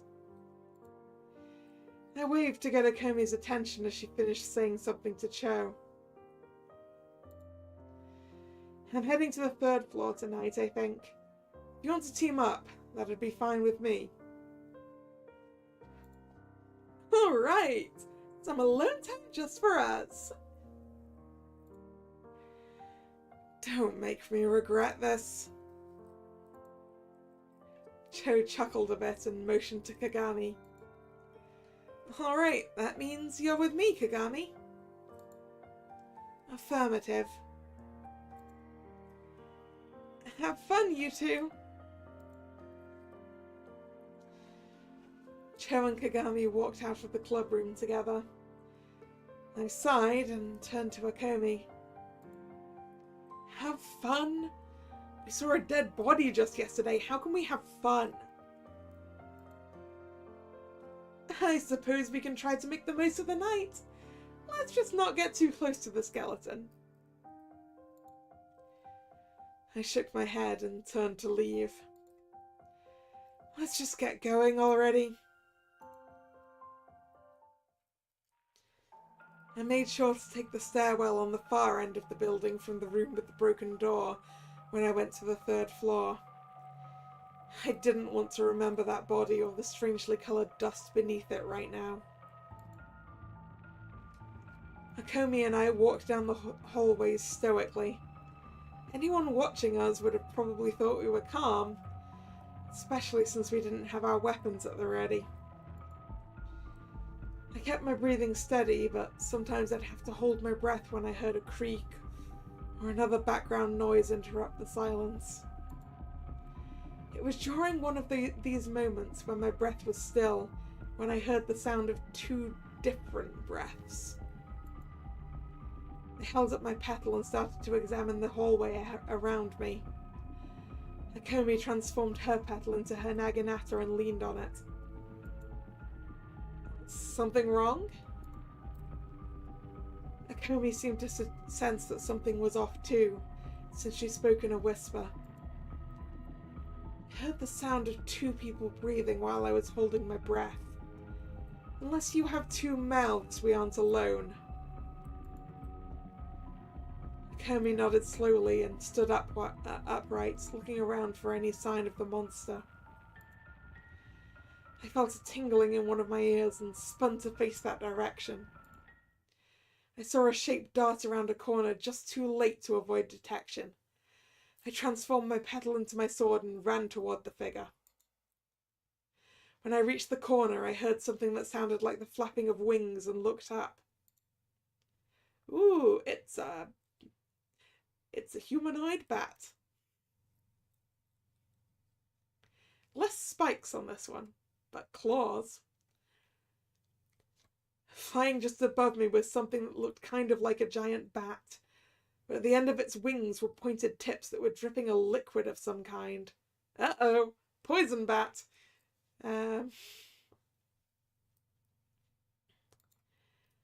My eyes followed the path of one of the droplets as it hit the floor and started to steam a bit. I take it back. Acid bat.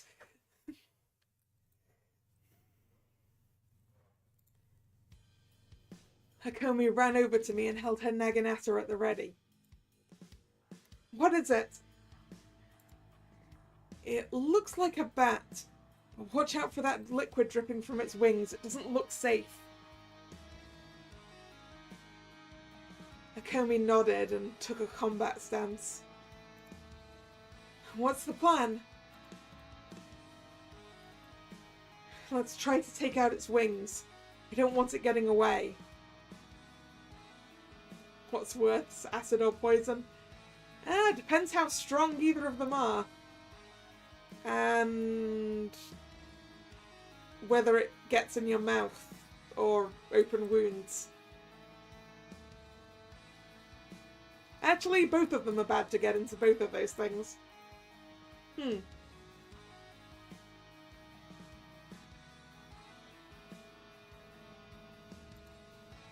I wasn't sure I'd be able to freeze the monster's wings while it was flapping them, so I flung a few ice shards at it to get its attention.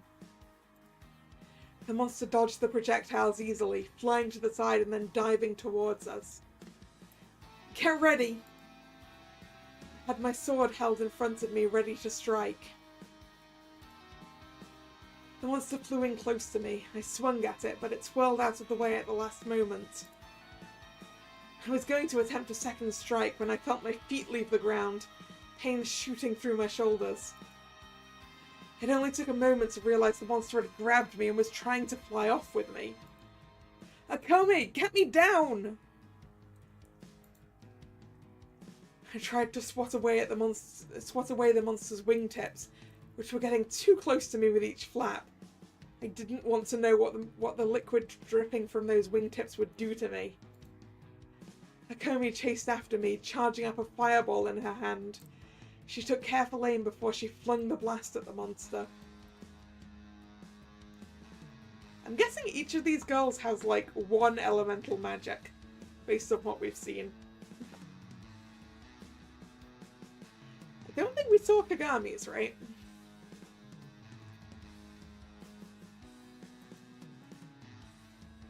The monster cried out in surprise from the attack and let me go instantly. I barely had time to think of how close I was to being hit by the fireball, since I ended up sprawled on the floor after the fall. Yue, are you okay? I'll live. I forced myself to my feet, trying my best to ignore the pain in my shoulders. I turned and saw the monster had landed on the floor after being hit. Don't let it take flight again! I froze the monster to the floor, but it didn't seem like it would last. It began to swipe at its frozen legs, melting the ice with the liquid from its wingtips. Going somewhere?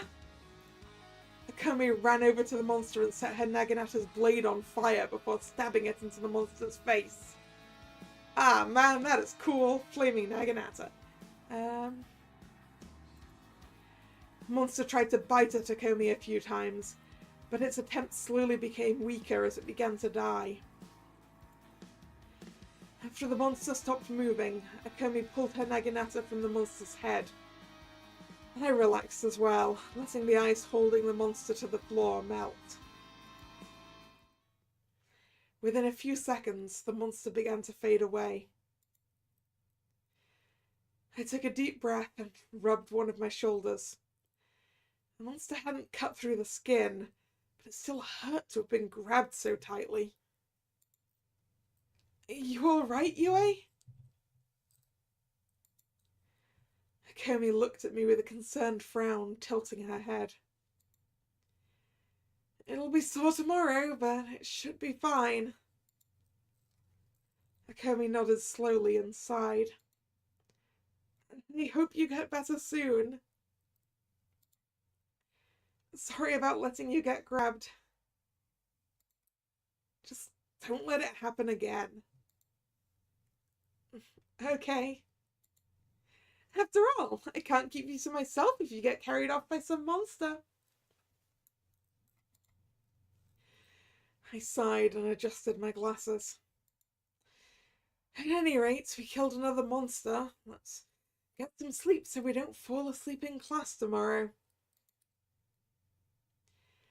Finished talking, I led the way to the stairwell and we headed back to the entrance. Cho and Kagami met us along the way to the restricted building's entrance, and Akome lagged behind a bit to talk to them. I ignored them and kept walking, already thinking of putting on my pajamas and getting some well-needed rest.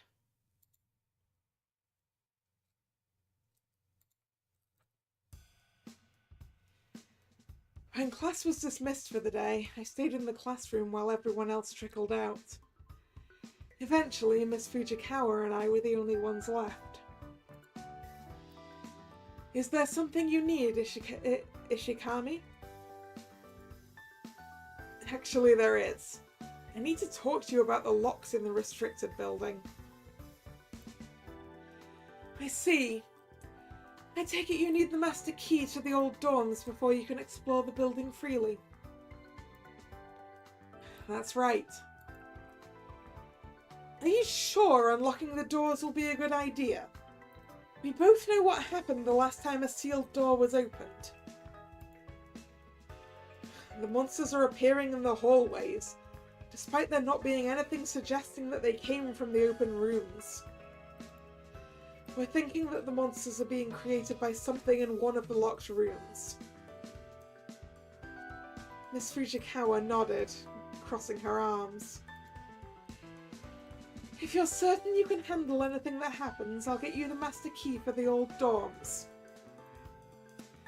By the way, I've been asking around about why the old dorms were sealed off in the first place.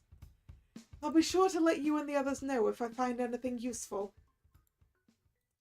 That'd help a lot. We don't really have any leads on what's going on here. Come with me.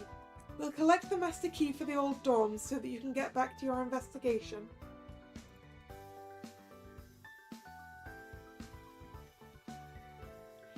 Miss Fujikawa and I went to the principal's office, which was strangely vacant when we visited.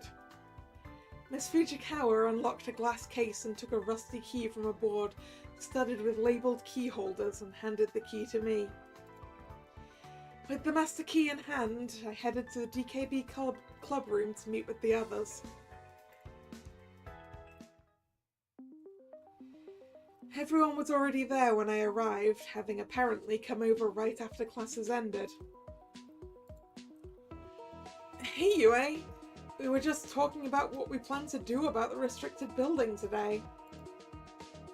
Well, you may want to take this into consideration. I held up the rusty key so everyone could see it. It's the master key to the restricted building. Now we can explore all the individual dorm rooms that were locked yesterday. Good thinking, Yue. I actually like that idea better than Cho's plan. What was Cho's plan? I suggested that Akome use her fire spells to melt the locks or hinges. That sounds like a lot of effort compared to using the key. It's a good thing I managed to get it. Shall we begin? We'll want to get started soon. There are a lot of rooms to investigate. Yeah, let's go. We all headed into the restricted building, keeping our petals closed in case something happened. I was unlocking the first door when Cho tapped me on the shoulder. Hey, Yue? I just thought of something. We don't really need all four of us searching each room, right? I frowned, not sure where she was going with this. What's your point? You want to leave or something? No, not that. I was just thinking we could split into two groups. One group could search the locked rooms, while the other could check the second floor. As far as we know, there may still be open rooms up there that have clues. That would save us time in the long run. I looked over at the others. Akome, Kagami, what do you two think? think it's a great idea. I'll even give bonus points if I can get some alone time with my partner. Kagami, as long as we stay in pairs, it should be safe enough. I'm amenable to this plan. Right, then we just need to decide who goes where. After thinking it over for a moment, I waved for Kagami to join me. I'm thinking that Kagami and I should check the locked doors on this floor. That leaves Akomi and Cho to start searching the second floor. Is that alright with everyone? It sounds acceptable to me. Akomi bounced over to Cho and took her by the hand. Well, in that case, we should get started, right? Right, let's go. With that, Akomi and Cho headed over to the nearest stairwell. Shall we begin then? Sorry, I think that was Kagami even. Shall we begin then? There we go. Yeah, let's get started. I turned the key and pushed the door open, tentatively scanning the room as the door cleared. The room seemed to be mostly empty. Just a bed, some furniture, and a closet. Stepping into the room caused a dust cloud to rise, irritating my eyes. This room certainly hasn't been used recently. You appear to be correct. This dust has not been disturbed for some time. It seems to me that we could really do with, like, dust masks for this.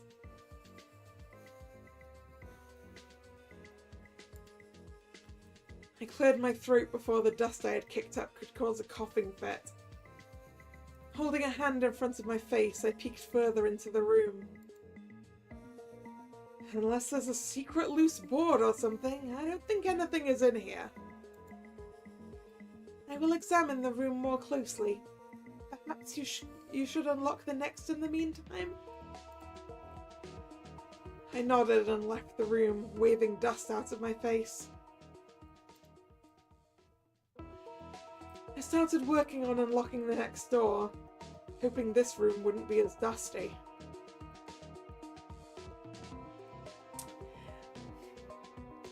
I just realized I never actually changed the game name that I'd written on here. Whoops.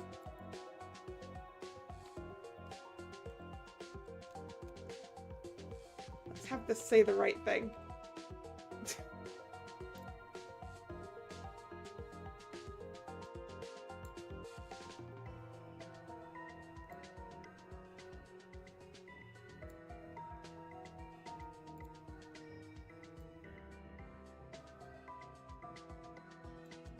See, I'm rusty after 2 weeks away.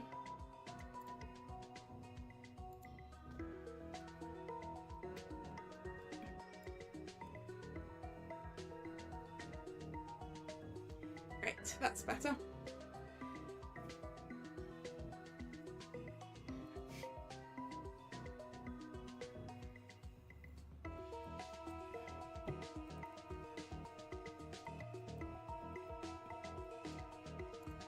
I mean, the next room is going to be just as dusty as the previous room, surely. Kagami joined me not long after I had opened the door, shaking her head slowly. There are no clues in that room. Figures. I bet there's only 1 or 2 rooms that actually have the clues we need. In the meantime, we're going to cough up dust for the rest of the week. We will have to endure until we find what we are seeking then. No, you don't have to endure, just get a dust mask or something. Like wrap your scarf around the bottom half of your face, maybe.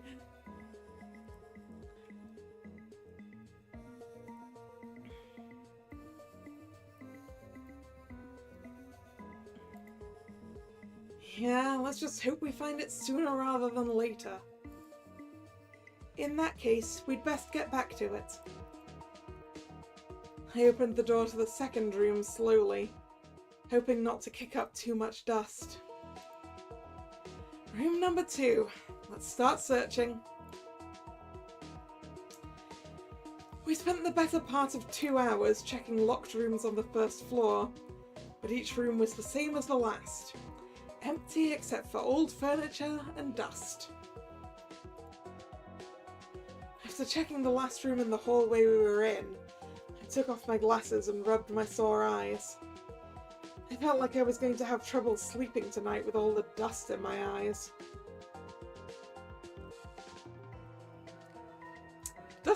Dust masks and protective eye equipment.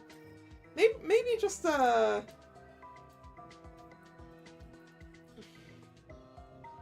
one of those full face masks with a ventilator. You know, proper PPE. Fortune does not appear to be on our side today. This is such a waste of time. We're all going to get sick for nothing. Perhaps the others discovered something of use. I'm not optimistic. Nope, didn't find anything. Just a bunch of dusty rooms. I knew it. I felt like this was going to be the result the whole time we tried to meet up with the other group, and I was hoping I'd be wrong. One of the stairwells had a map of the building, but the ink was all faded. It appears we haven't discovered anything helpful today. So we learned nothing? Actually, I checked the stairwells when we were going upstairs. Looks like there's 3 floors and a basement to this place.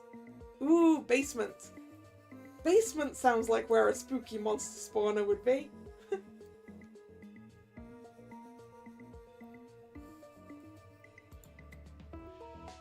The basement would definitely be the place I'd expect the monsters to be coming from. At any rate, we should head back for today. We need to be ready for tonight. The 4 of us started walking down the hallway toward the entrance to the classroom building. When we passed the destroyed door we had found yesterday, I kept my eyes on the floor to avoid looking at the skeleton in the room. In doing so, I noticed something. Hey! This door still has a nameplate. I knelt down and pulled a nameplate from under the door, turning it in my hands so I could read the name engraved on it. Chitose Tanaka. Could that be the identity of the skeleton in that room? Maybe. It'd explain why she was able to get in without breaking the door, at least.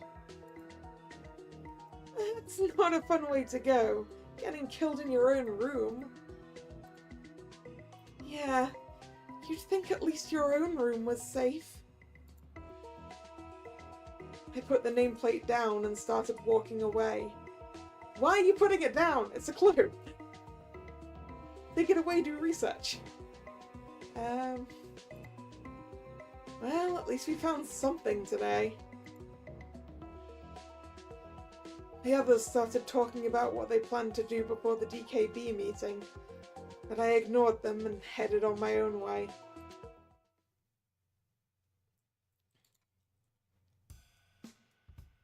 I tried to pay attention during classes, but I kept spacing out and eventually stopped listening to the lecture.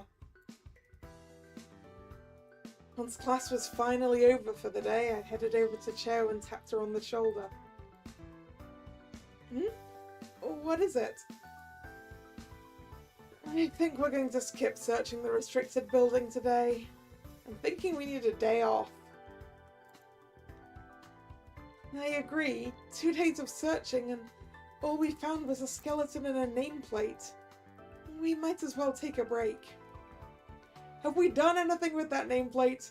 Have we checked that a girl with that name went missing?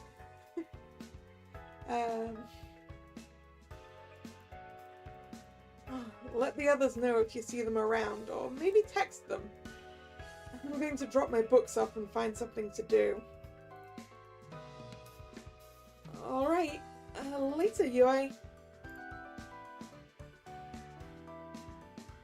had just left my room after putting my books away when I heard someone call my name from down the hallway. I turned and sighed as I saw Misaki approach. Yue, did you hear? Hear what? What are you talking about?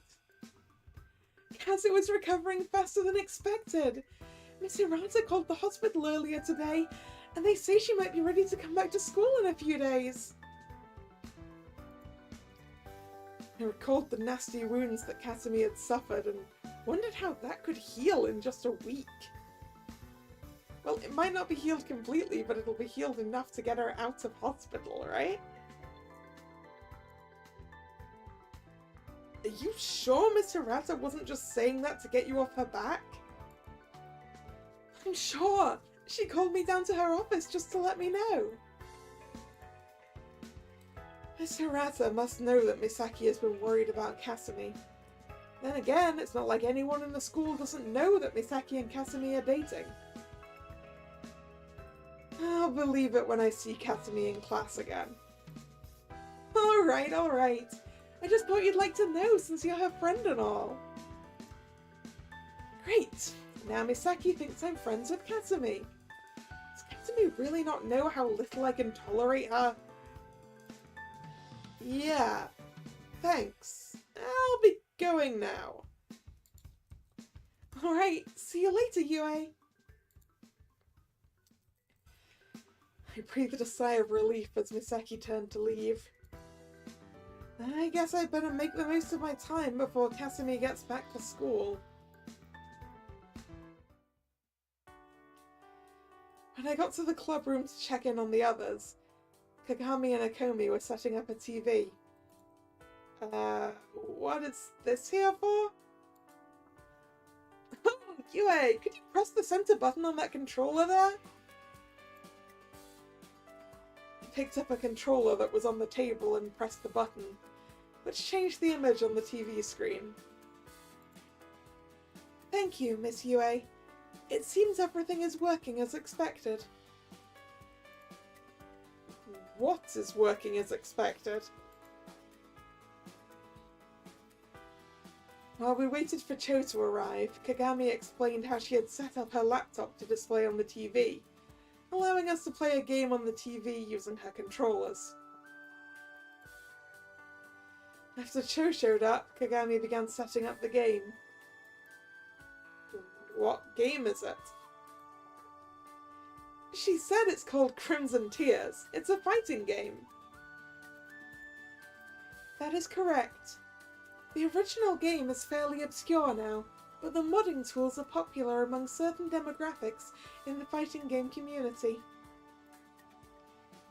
If not for the modding tools, the game might have been long forgotten. Sounds a bit niche. Cho shrugged, smiling. It could still be fun. Kagami probably made some cool mods for it. With everything set up, Kagami picked up the main controller and held out the other. Who desires to play first? I guess I'll try it. Sitting down in front of the TV with Kagami, I picked a character at random. Kagami nodded cryptically at my choice, then picked something that looked like the sketch she had been doing a few days ago. Ah! Crimson Tears is apparently a real game, huh? But not a fighting game. Interesting. So I'm guessing that Kagami is making new characters for this fighting game. That's what she's doing. Are you familiar with fighting games, Miss Yue? No. In that case, perhaps I should explain the controls a bit. For basic attacks, you press one of the face buttons while holding the right stick in the direction you want to aim. For blocking and evading, you hold either the left or right shoulder button and tap in the direction you want to defend with the right stick. Plus, each character has their own set of combo. I'll just figure it out as I go.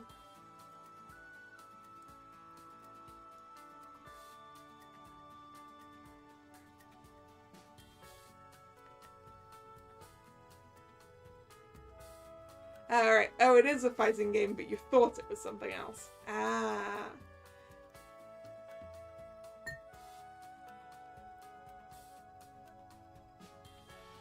The loading screen was fading, and I didn't want to try to memorize this arcane control scheme.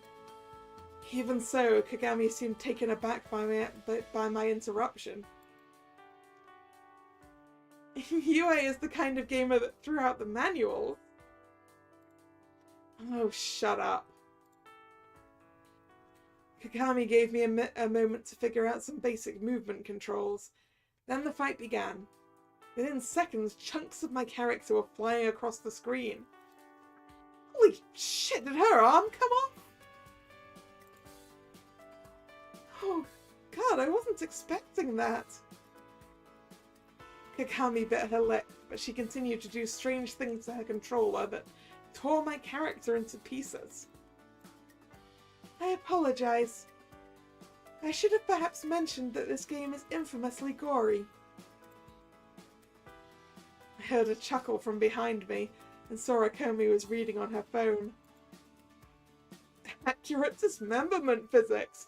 Broken limbs can't be used for attacks. Is that a marketing bullet point? My bloody mess of a character somehow got a hit in, knocking off the hand of Kagami's character. Unfortunately, my modded character doesn't have dismemberment logic yet. As if to demonstrate, her character slapped me with an invisible force that would have been the dismembered hand, finishing the fight. How was I meant to win against such a broken character?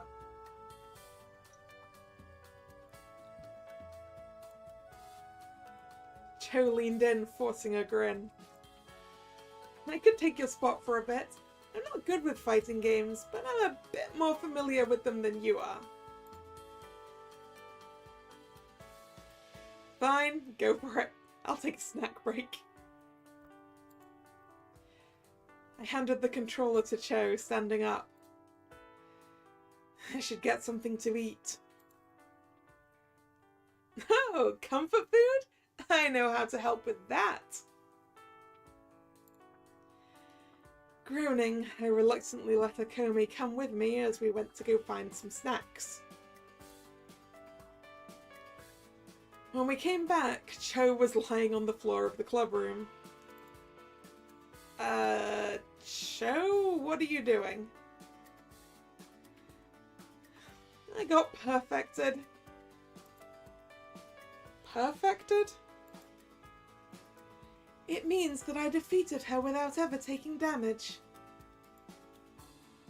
5 times in a row. I couldn't help but snicker. Man, you suck. You didn't do much better. Akomi dumped an armful of snack food onto the table. Well, let's all take a snack break then.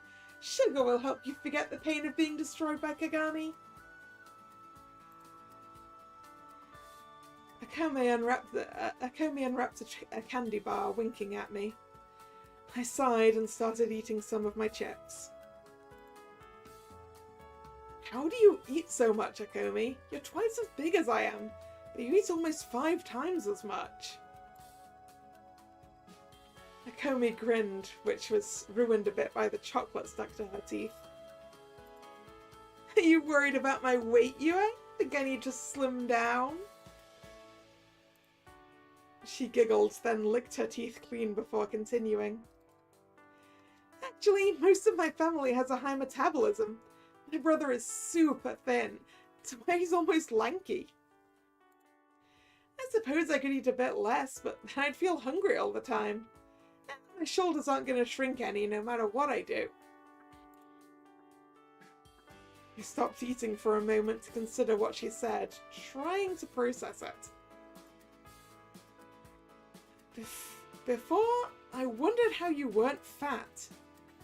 Now I'm starting to think you have a body that foodies dream of. A dream body, huh?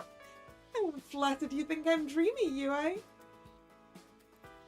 Don't twist my words like that. We spent some more time together like that for a bit. Despite knowing we'd need to be alert tonight, or maybe because of it, everyone seemed keen on having fun.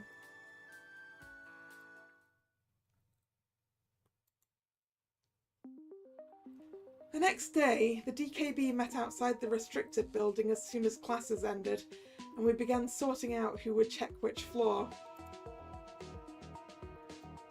I think I'm going to check out the basement today, so whoever is checking the second floor should take the master key.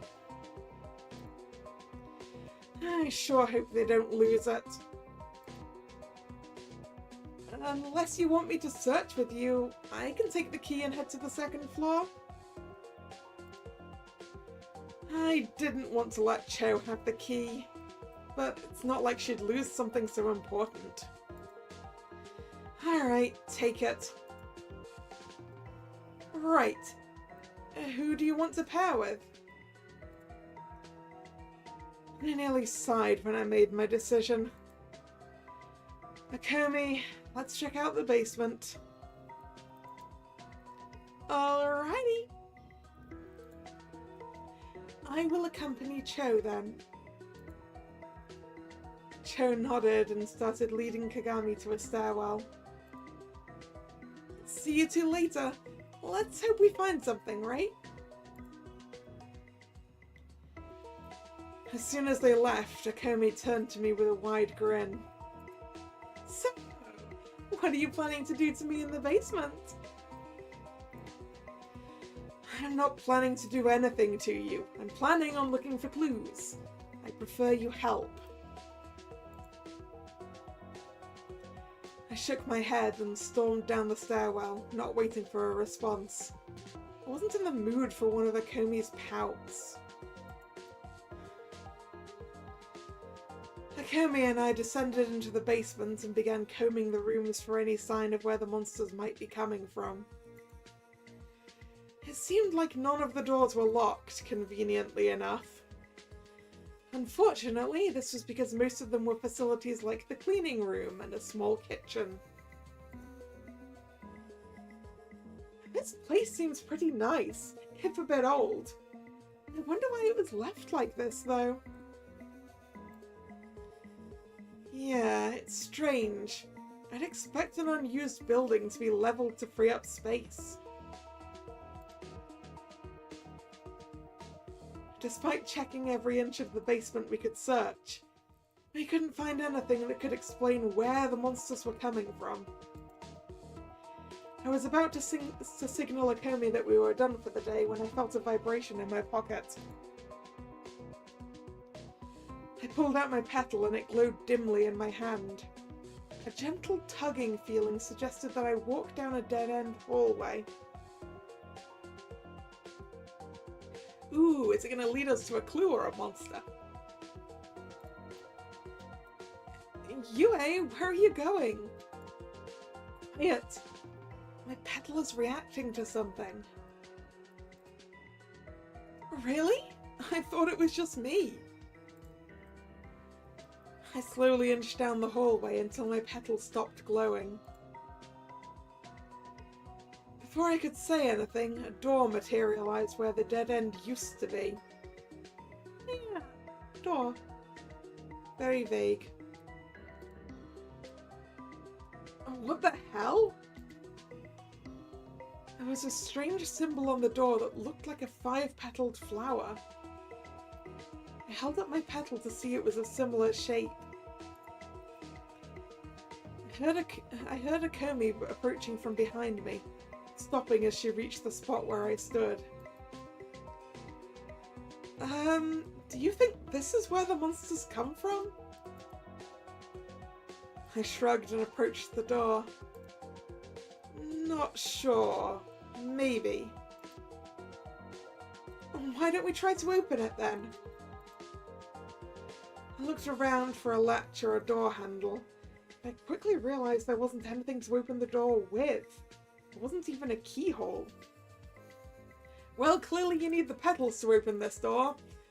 And therein lies a problem. You've only got 4 of them.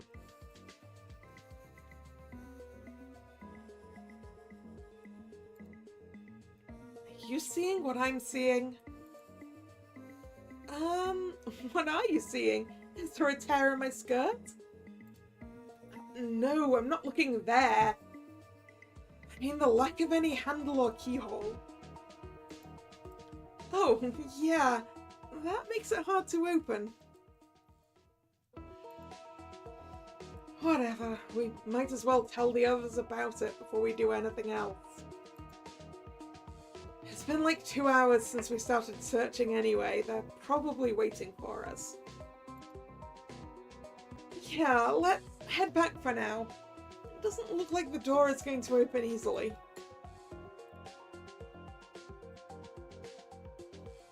Kagami and Cho were waiting for us when we returned to the entrance of the restricted building. Cho handed me the master key once we caught up with them. Did you find anything, Miss Yue? We did not acquire any clues. We didn't find too much either. What we did find might be worth looking into, though. What do you mean? We found a sealed door. Not locked, sealed.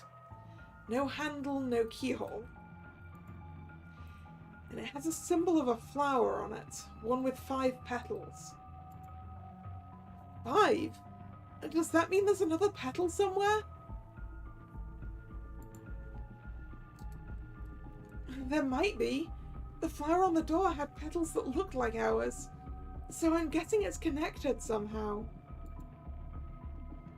That does seem to be the case. Kagami noticed I was deep in thought and gave me a confused look. Is something wrong, Miss Yue? I was debating whether or not to tell the others about the shattered petal we found on Chitose's skeleton, and finally decided that they should know.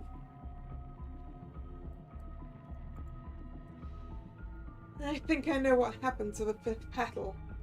Remember that skeleton we found on the 1st floor? Chitose Tanaka? Oh, what about her? Underneath her, there was some dust that looked sort of like our petals before they imprinted on us. I think she had the 5th petal. Everyone was quiet for a moment as that sunk in. Hold on! We thought someone else who had a petal killed her, right? Why would 2 people with petals fight each other? I don't know. I'm guessing we'll have to look around some more to find out. If I'm right, the only thing that we learn from this is there's a way to get the petals to imprint on someone else. But the previous owner has to die to make the petal revert to a neutral state. Well, at least we can find backup if one of us dies, then. Don't say that! We're not gonna let those monsters kill us! I felt mentally exhausted, especially after Cho's sad attempt at lightening the mood. I sighed and shook my head. At any rate, we're done for today. I'll check out the 3rd floor and that door tomorrow. I need to go catch up on my homework now, and I'm sure you all have things to do. We'll meet again this evening. Later. Have a pleasant afternoon, Miss Yue. Yeah, see you later. See you soon!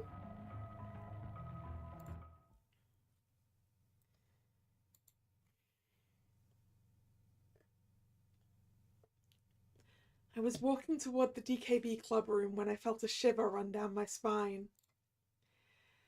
I realized that I had just passed the entrance to the restricted building.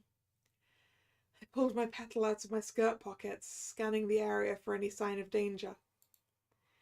Despite the chill I had felt, it seemed like nothing was out of the ordinary. After examining the hallway for another minute or so, I put my petal away and continued to the club room. Once everyone was present, I stood up and crossed my arms. The monsters have been getting more quiet these past few days. We need to be careful in case they're up to something. Good idea. I don't like how they seem to be hiding from us all of a sudden. I mean, unless you're wrong about the monster spawner and you've taken out most of the monsters.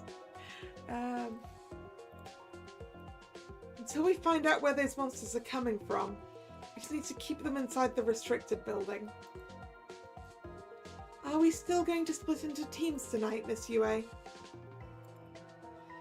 We are, but tonight we should stick to the first floor near the entrance. We don't want to let anything past us, but we also can't afford to get cornered. Alright, so who's going with who tonight? I'll take one side with Akomi. That's alright with you anyway? Oh, it's always alright with me. Kagami and I'll take the other side. Let's move out. Right, let's go. We headed to the entrance for the restricted building, each step reminding me of the chill I felt earlier. Once we reached the entrance, we all pulled out our petals and transformed them into our weapons. Akomi and I will take the side to the left of the entrance. In that case, Cho and I will take the right side. Be cautious, Miss Yue. Yeah, don't get hurt or anything. I'll make sure nothing happens to Yue. You two look after yourselves. We all headed into the restricted building and split into our teams. The chill I had felt when I passed by before returned, and I nearly shivered as I walked into the restricted building. Akomi and I cautiously stepped through the hallway, turning every few seconds to check behind us. The hallway seemed quiet. Even more than on previous nights, it felt like this place was abandoned. I nearly jumped once or twice at the sound of Akomi's breathing. I realized we were both holding our breaths for long stretches of time. The hallway was quiet enough that our breathing sounded louder than it was. Hey, Yue? I flinched at the sudden interruption of the silence around us. Taking a deep breath, I turned to face Akomi. What? Where are the monsters? You think I know? That's why we're looking. Akomi nodded, but still looked worried. It's taking a long time to find them. It's starting to worry me. Starting seemed to be an understatement. Akomi almost jumped when I sighed. Yeah, this isn't good. They're usually around by now. Akomi and I continued to explore the hallway, keeping watch for any sign of the monsters. After a half hour or so, we began looking inside some of the bedrooms to see if any monsters were hiding in them. As the time passed, the chill I felt at the entrance returned, causing me to check behind me even more often than before. I must have looked paranoid by then. After another 10 minutes, I couldn't take the silence between breaths any longer. Something is wrong. This is much longer than we've ever had to wait. It's been days since we saw a monster. Maybe we should head back? I'm inclined to agree. Let's go. I was turning around to start walking back to the entrance when I saw a shadow dart from a bedroom into the hallway. There! I saw something move. Huh? Where? It's running towards the entrance. We need to cut it off. We chased after the shadow, preparing to fight.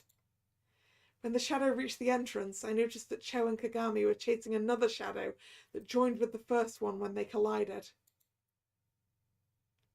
Ooh, a ghost?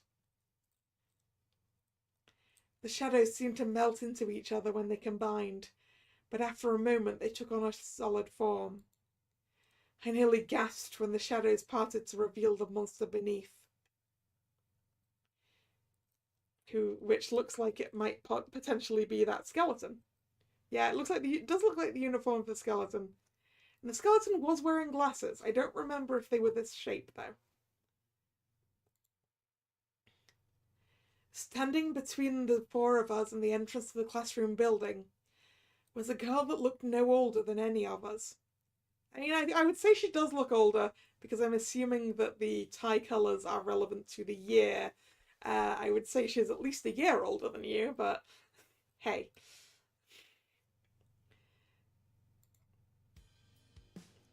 The girl gave us a wicked grin as a weapon appeared from the shadows before her. She grabbed the handle of the weapon as the rest of it materialized, a curved blade on one end and a spiked metal chain on the other. Why does this sprite get to show the weapon and we don't get to see the weapons of any of our girls? Boo.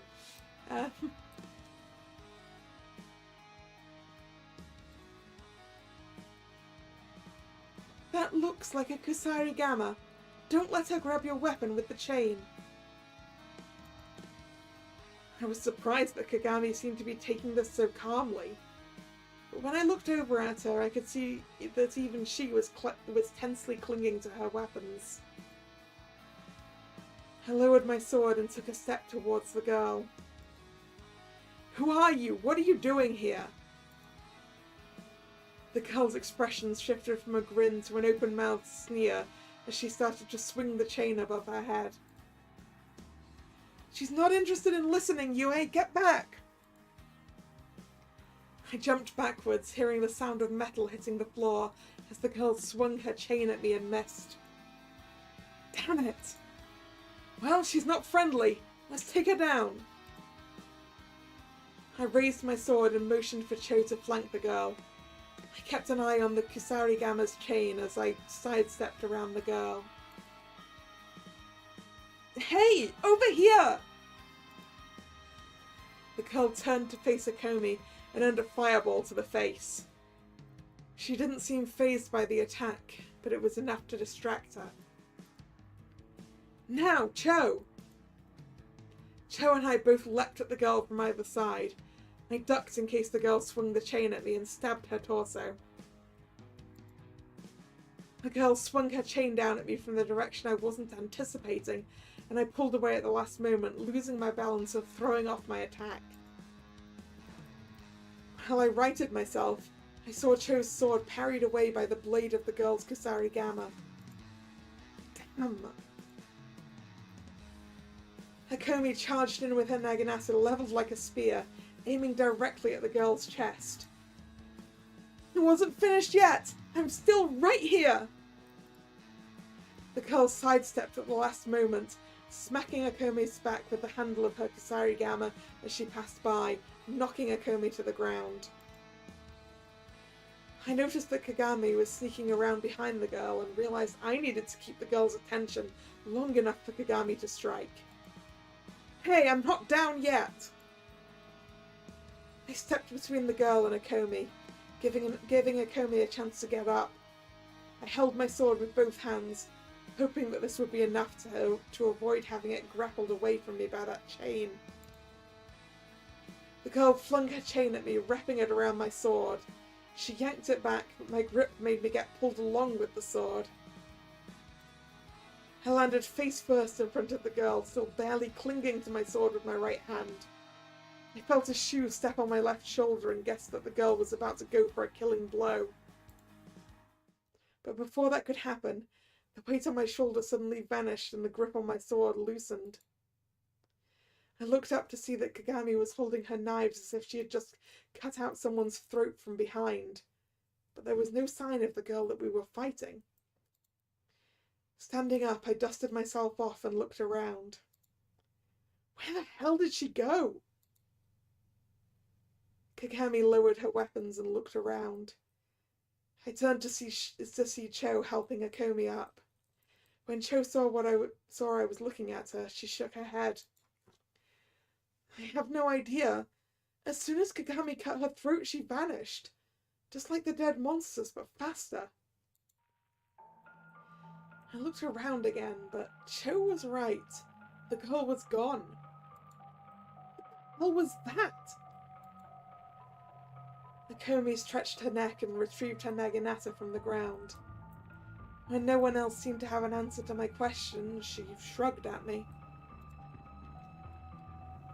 It looked like a girl, but it must have been a monster, or it wouldn't have disappeared like that when we killed it. Yeah, part of me was relieved it wasn't human, considering we had to fight it.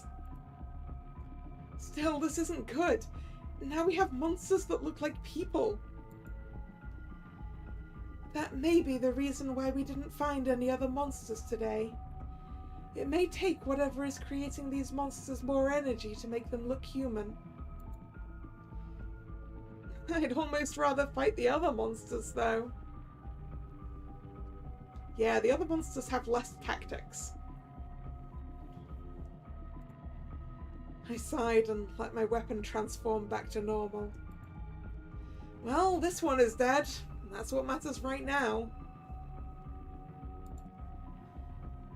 We need to pick up the search for clues. We can't let monsters that look like people get into the rest of the school. Or worse, out of the school. You've got that right. I looked around at the others and noticed they all looked like they were barely keeping their eyes open. I rubbed my own eyes and suppressed a yawn. Let's get some rest. It was a long night even before that shadow thing attacked us. I won't argue there. I'm exhausted. We'll talk about what happened here later. Let's head back. The others all nodded and followed me out of the restricted building. I felt the chill from earlier in the evening once again when I closed the door to the restricted building for the night. What did this mean? Act 2. Which actually feels like a good place to stop for today. Having finished Act 1, I think.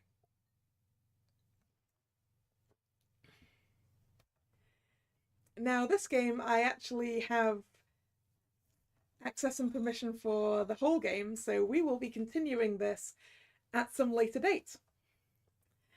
So, I'm looking forward to seeing where this goes.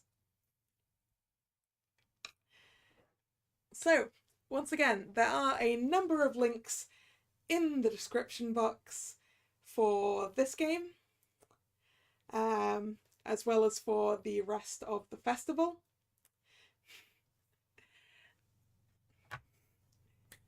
So please check those out. If you're new here and you've enjoyed your time, please consider subscribing to the channel. You can also follow me on social media, which is linked in the description box as well. There are a lot of links in the description box for this entire week. So yeah, the streaming schedule for this channel goes up both over on social media and over here on YouTube in the posts tab of the channel.